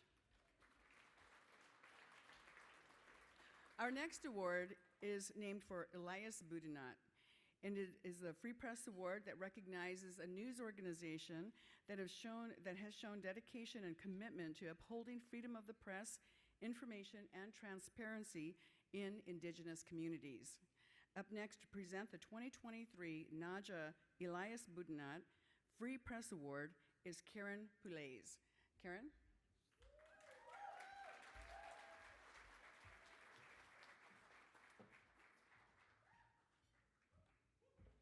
Oh, good. They've got a little riser up here for short people. Cheryl. They were thinking of us. Before I get into it, I want to just say I was told I was allowed to personalize this. So, Kwe Kwe. And I want to teach you something from my community. We don't actually clap in my community when we honor somebody. We bang on the table. It's noisier. And Brent Jolly is here, and he's laughing because APTN, when we used to go into the CHA or any of the mainstream awards, we'd bang on the table, and everybody would know that APTN was in the room. The other thing we do is we hoot or we holler or we give some sort of woo or something. So I encourage you when this team gets up, when Cheryl gets up in a minute, to do all of that for her and APTN. And I want to say one more thing. In the early days of APTN, like that spirit was there and has always been there, and I believe that was a big contributing factor in their winning this award tonight. You know, the very first slogan for APTN News, and Jim will remember this because he was part of making that spirit along with Dan David, was if our reporters had been there, history would be a different story. They're being honored tonight because their reporters are there and they are changing history.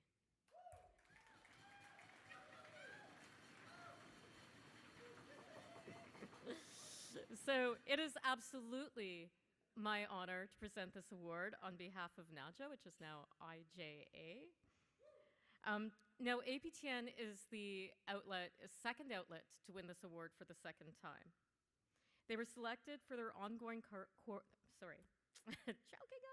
for their ongoing coverage of the Soto sisters, Nerissa and Odelia Quaisance. They were wrongfully convicted of second-degree murder in 1994.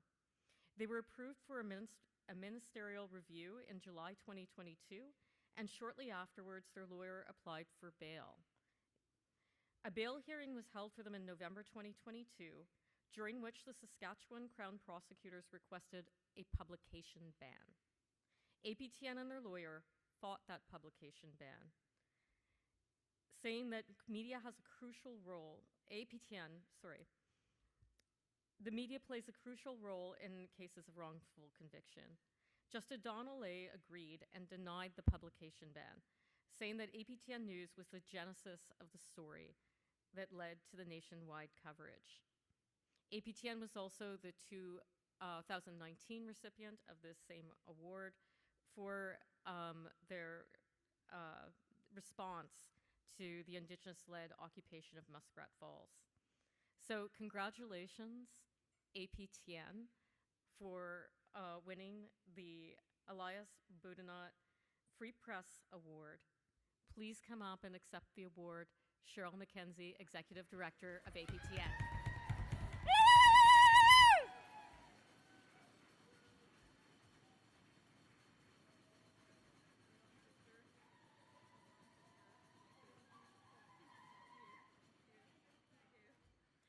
I want to ask actually all the APTNers, can you come up here please and share this with me, because this, including you, Rick, I see you back there.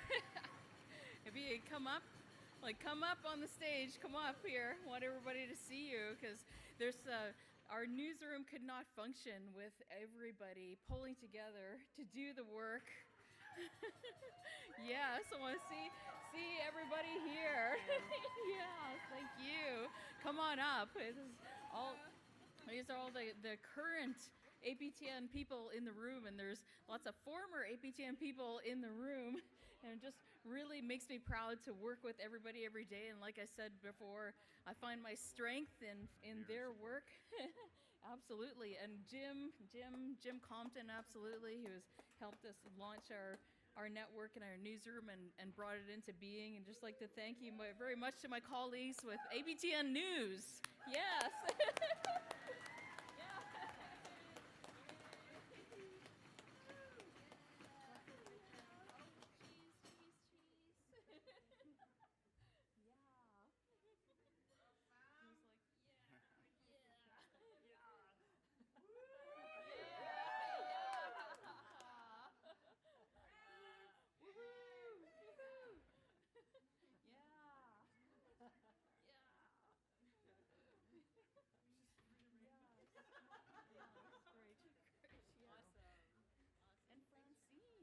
And Francine, too. Francine, longtime APTNer. Thank you, Francine. Thank you, guys. Yes. Woohoo! Yeah.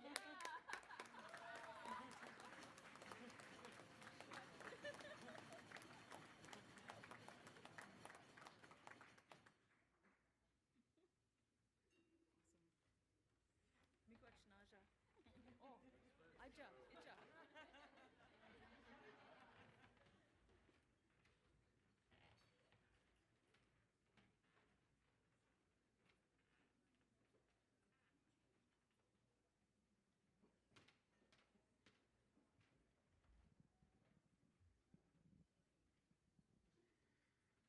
You know, I give a really big hand for our guys, our AV guys over here, keeping us on. Got the teleprompter, got the mics working, even when we almost had a mishap over here. So I work in TV, and I love guys like that, man. They make the world go round, man. I just know that when they saw all those people coming up, I saw that guy's eyes get really big. Like, Did we brace this stage enough, man? I'm so glad to hear someone talk about being vertically challenged, because I think I count myself in there, man. You know, Patty is Hopi and I'm Pueblo, and what I mean by that is we're shorts, all right? The word short. Did y'all hear about that new Pueblo amusement park? Yeah, and right outside Santa Fe, man, they got water rides and roller coasters. The only thing is every ride says you must be under this tall to ride this ride. Oh, I just made that one up. Did you guys hear about the guy who was part Chickasaw? He was part Potawatomi and part Paiute. He went to go get a CDIB card. It said chicken pot pie. Hey. I got a cousin. He's part Choctaw and part Chippewa. You know what we call him? Chocolate chip. I'm so sorry. I'm so sorry. I had to do it. I could not help myself. Okay, well, this next award recognizes groundbreaking. Let me try that again. This next award recognizes groundbreaking work by journalists who creatively use digital tools in their role as community watchdogs. This award also includes a cash prize, hey, for the individual or team selected. Special consideration is given to journalism that helps a community understand and address important issues. Richard Louie. Thank you. Richard Louie is an anchor with MSNBC. He's also an author. Please welcome Richard to present our next award. Richard, welcome to the stage.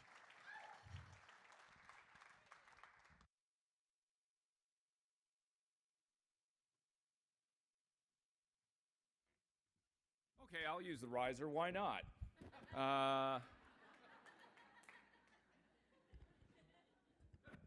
Chocolate chip. I always thought I told bad dad jokes.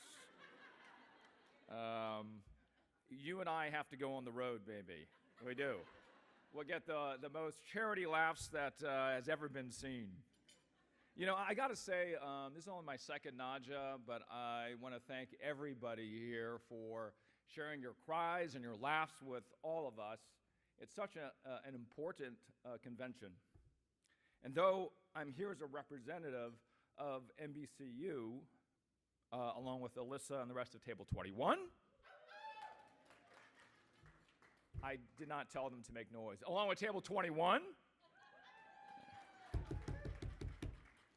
I'm also a member of the Chinese and Polynesian American community, and I am an ally of what NAJA stands for in its 40 years of hard work. And so, for all the allies here of what NAJA represents, please bang your table. Yay!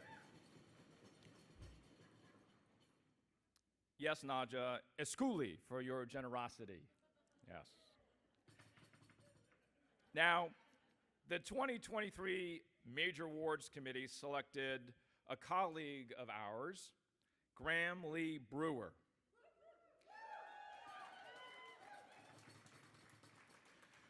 For his story on the Lakota Language Consortium over access to recordings of Ray Taken Alive's grandmother speaking their language as part of a project to generate a standardized Lakota dictionary and textbooks.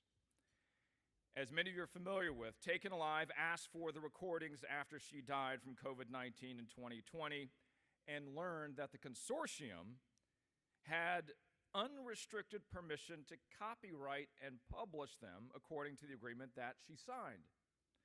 Those tapes were eventually provided, but this raised a very important issue. The tribe had helped fund and support the project, but was now required to pay for the access to its own culture. Well, after receiving the tapes, Taken Alive uploaded their content for other citizens to use, and along the way, the consortium issued a copyright infringement notice against Taken Alive. He took to social media and other ways to raise awareness. The tribe eventually voted to banish the consortium and implement intellectual property rights. That issue was first received and known and got broad attention thanks to Graham's hard work. and it raised the issue of Indigenous data sovereignty for all of us to understand. This is a story, and many more like it, that Graham Brewer has fought to tell, not only at the time that he has worked for NBC News, but for many years before. And many of the leaders, when I was talking about Graham before I knew I had to come up and have the honor to be here, I said, so tell me about Graham. All right, tell me the good stuff. I joke. It was all good stuff. And they said that at 30 Rock and throughout our community, he's known for not being afraid to say what is right, and in a way that helps us all get better. And we have gotten better. We have a long way to go, thanks to Graham. And we're glad to call him a well-respected colleague and a good friend. It is my personal honor on behalf of NAJA, with large hugs from the entire NBC Universal family, to introduce to all of you the 2023 Richard LaCourse Award for Investigative Journalism. He is an award-winning NBC News national investigative reporter. Ladies and gentlemen, Graham Lee Brewer.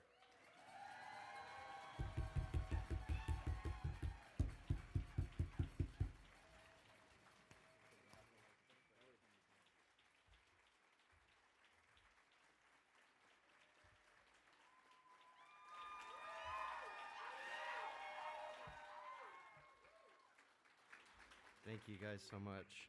Thank you, Richard, for that. It means a lot to me to have the support of my colleagues at NBC. I appreciate you, so thank you. Oh, what's the last time you're going to have to see my face? About to get out of here, taking the first plane back to Oklahoma.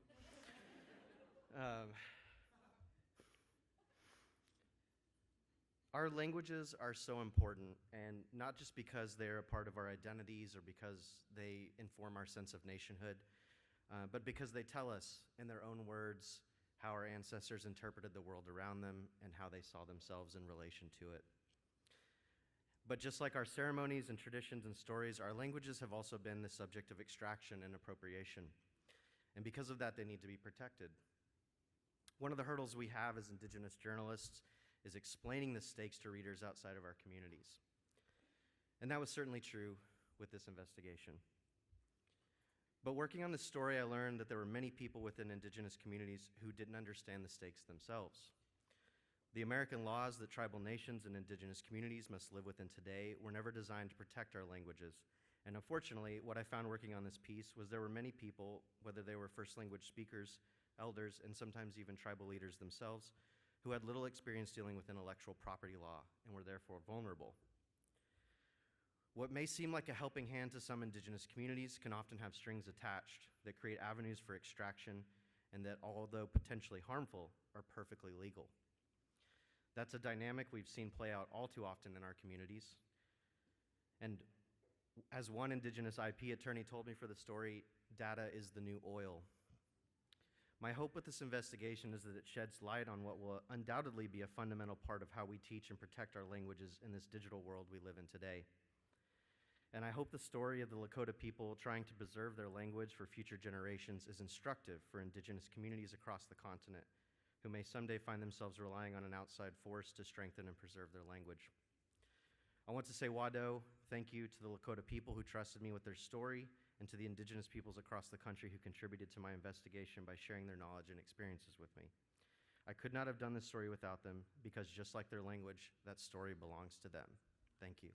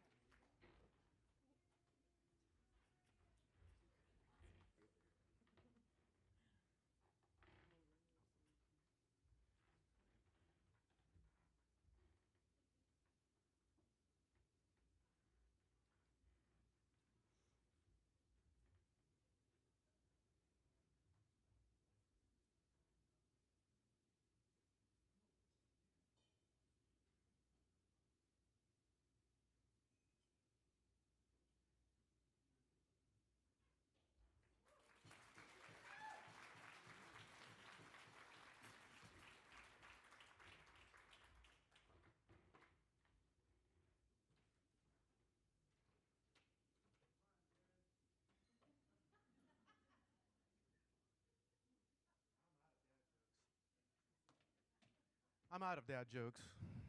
Thank God. Congratulations, Graham. Man, that dude, man, he's just good. He's damn good, man. That's all I can say. I mean, woo. Love you, man. So, now we continue the celebration of great journalism across Turtle Island. The 2023 National Native Media Awards recognizes the excellence, creativity, and impact, impact, baby, of Indigenous journalism. This year we received more than 800 entries from across the U.S. and Canada from journalists working in tribal and mainstream media. So thank you to our judges for reviewing all the submissions. I've done that before. It takes a little time. Normally this is the place where we introduce Michelle Sourjohn, she's with the AARP Oklahoma, the AARP who has been calling me, wanting me to join, and I said, hey, give me a minute. So Michelle let us know that recently that she wouldn't be able to make it, but she normally gives out the tribal elders the word about the presentation, the word about the coverage of tribal elders. The Elder Coverage Awards are given to extraordinary journalists from across Turtle Island. I'm especially honored to be presenting these awards tonight on behalf of AARP. That their mission is to enhance the quality of life for all as we age. That includes all of us. AARP leads positive social change through its members.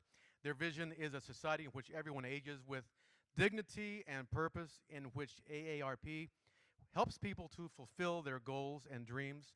Tonight we're honored to present the NAJA AARP Elder Coverage Awards to those winners, along with a cash prize for each. So the winners who are in attendance, please come to the stage to pick up your award. Do they know who they are? Do I have to read the names? You know what? Let me just read them off, because I want to do this right. If you win a little something, you ought to get a little recognition. You know what I'm saying? Can we get a Marjorie Kitty and Susan Bell? Are you here? Are you here? Yeah. Is Carol Craig here? I know this guy's here. Will Chavez? Will, step on up.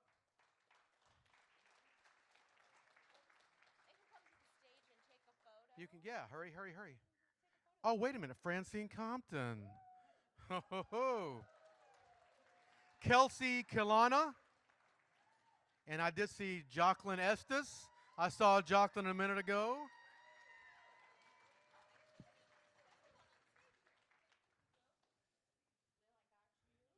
Okay, you folks step up real quick. We'll get a picture taken, then we will keep on moving. Because somehow we did end up on end in time, and it wasn't my fault. But I'll take the blame. You can blame it on me.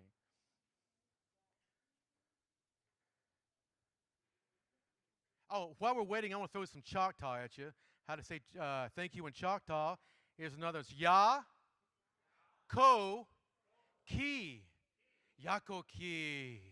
Yako Ki. I have one more time for these guys. Yako Ki. Yee.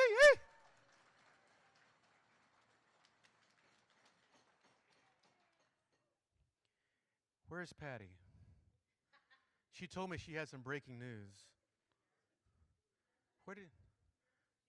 Look to your far left. Oh, there. The breaking news is way over there. We have breaking news here tonight because we are journalists here, right? And the breaking news is that Lauren Tapahi, one of our founders, has offered this framed poster of the one that we showed earlier. There's two actually. This one is going for auction live starting right now.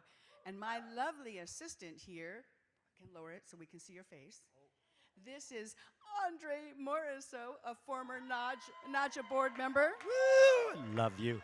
And we're doing this because we're tall. Yeah. So we're going to walk through the room here.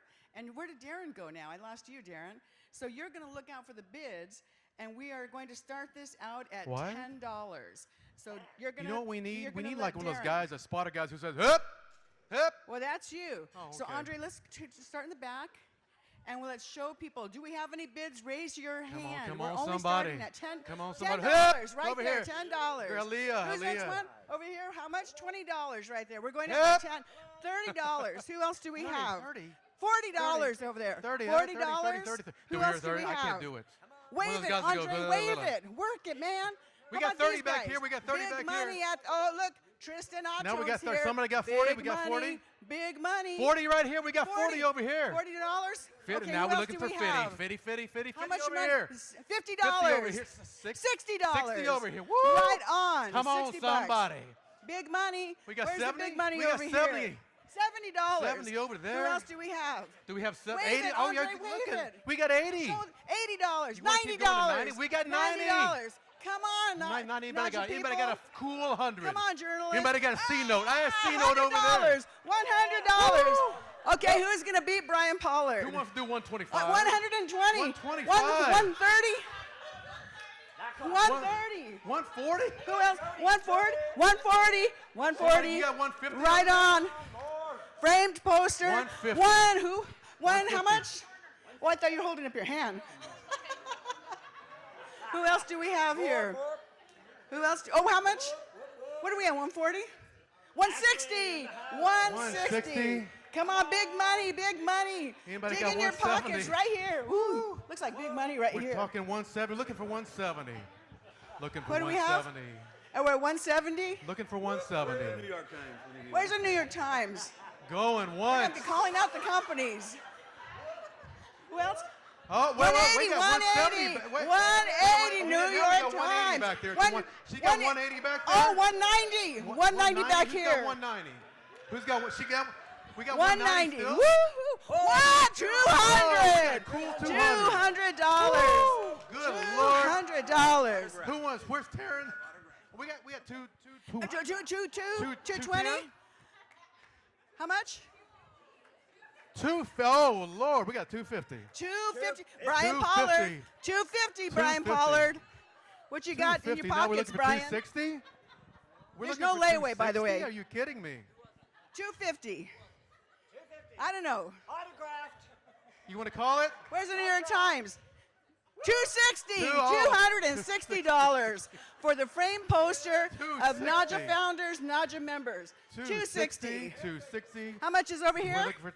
Now we got 270. 270. Come on, NBC. It's getting NBC's in the crazy house. up in Big here. money, big money. Hi, Richard. Are you doing How you 280? doing, Richard? 280. 271, he said. Hey, Don't- 280. This ain't Price is Darren, Right, baby. 280. 280 over 280. here. New York Times, back to you. 280. We're good. 300. 300 for the New York Times. 300? $300. Oh. Woo! 300. Where's the 300. Cherokee Phoenix? Where? How much? 450? Throw 350. 350. 350. $350. 350. Call Lucian. See if he'll do Wait, 400. wait a minute. Wait a 350. minute. We have to clarify. This is American dollars, guys. That guy said, I thought it was pesos. Hey. 350. 350. Okay. Let's do this. Going You know once. what? No, wait a minute. There's 350. more breaking news. Okay. There's more breaking news. Okay. Okay. Oh, yeah. Because you know what, Andre? We have to finish this thing sometime. Now, we're looking for what we've 360. added to this is that the NAJA board will sign it, as well as Lauren, the founder. We will get as many folks to sign it as Signed, possible. unique, one-of-a-kind poster. So now we're what are looking we at here? let's We're call at it 350? 370. 370. Who's Do got we have 370? 370? For the autographs. Anyone 370? I know there's one. Oh my goodness. 400. $400. $400 for the band. $400. 400. $400. New York Times? MSNBC? What other tribal? What? Do we already ask if Shaka P was here? Hey. APTN?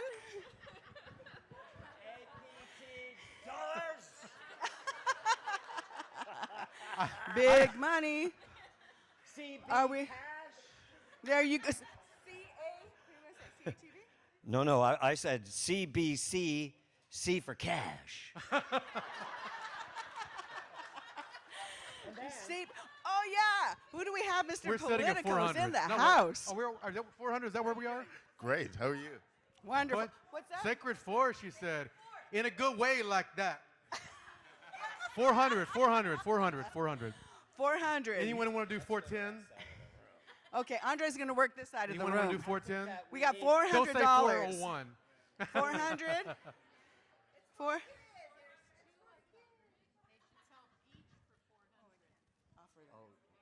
Okay. We're going to change all the rules if Okay, we're sitting at 400. Is there anyone that can do 410? 410? All right, you guys want to go with it? You guys want to go with it? 100. Let's do going once. Yeah, where's Leverance? Where's Leverance? Where's Leverance? Did he Going walk out of twice. the room? Where's Dan Leverance? We're calling out names now. 5, 4, Because we're bad like that. 3, 400. $400? Are we good? 1. 4. Sold the 4. Sold to Sold. the lady. The bad press lady. Woo! Yeah. Woo! You have, that's the best looking poster I've ever seen. I still say we ought to give it to Lucian. And how do we say? And how do we say thank you again? Mado. Mado. Just Yato say it in ki, whatever Nicolette. language you speak, your tribal language. 1, 2, 3, let's say thank you. Esquali. Sangopi. Oh. That's so good. Can I go sit down now for a minute? Okay, We're both out of really shape. quickly.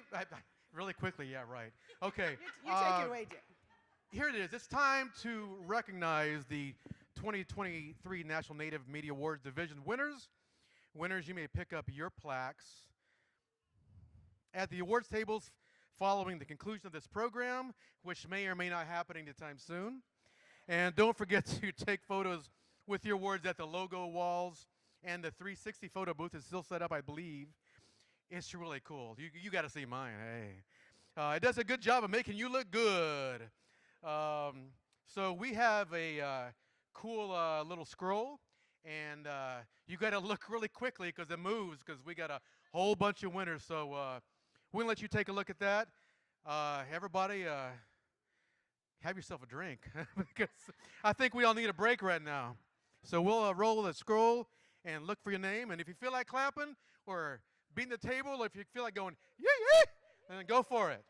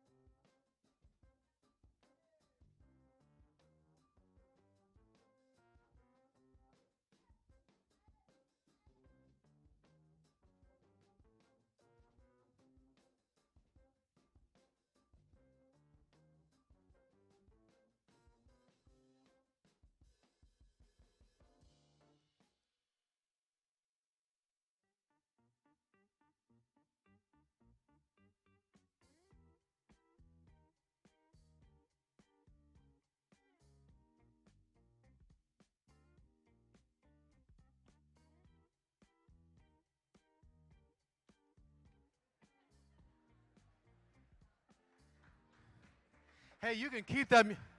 You can keep the music playing, man. I can do a little thing here. No, I'm not. It's not. I need a couple drinks before I do that. Well, what do you think? Man, we have to, and it's been said tonight before, but I want to say thank you to all, to all the First Nations for inviting us and hosting this, and I've met so many cool people from north of the medicine line. Man, I just, does my heart good, Patty.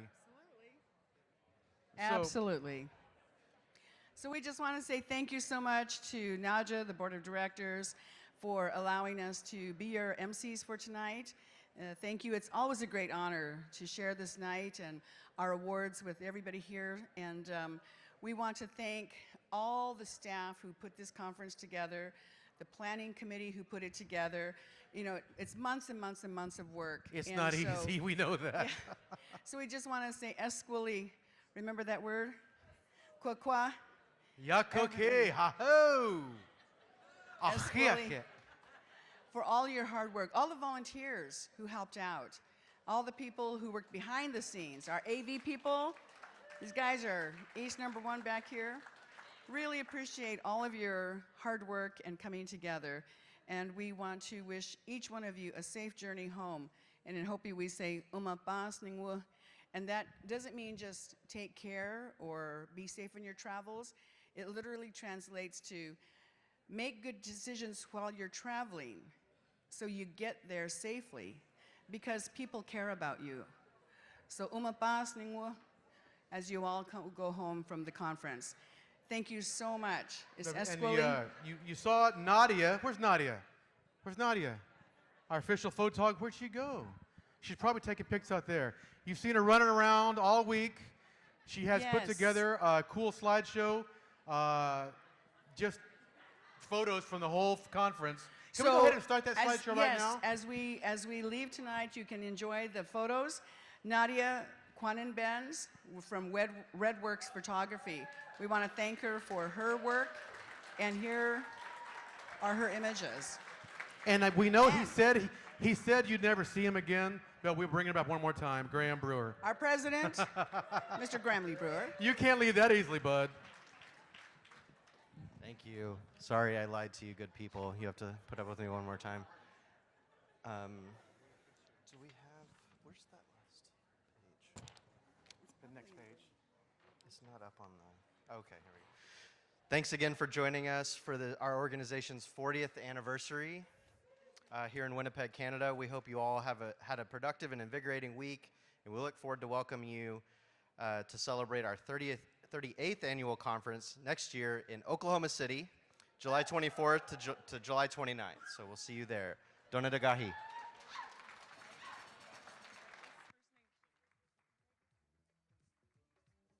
One more note, we do have one more announcement. We do have a concert coming up after we settle up with the silent auction, and it is, I forgot his name. William Prince he's a Pegues Nation, so please stick around and dance. Thank you so much for coming. Now really enjoy.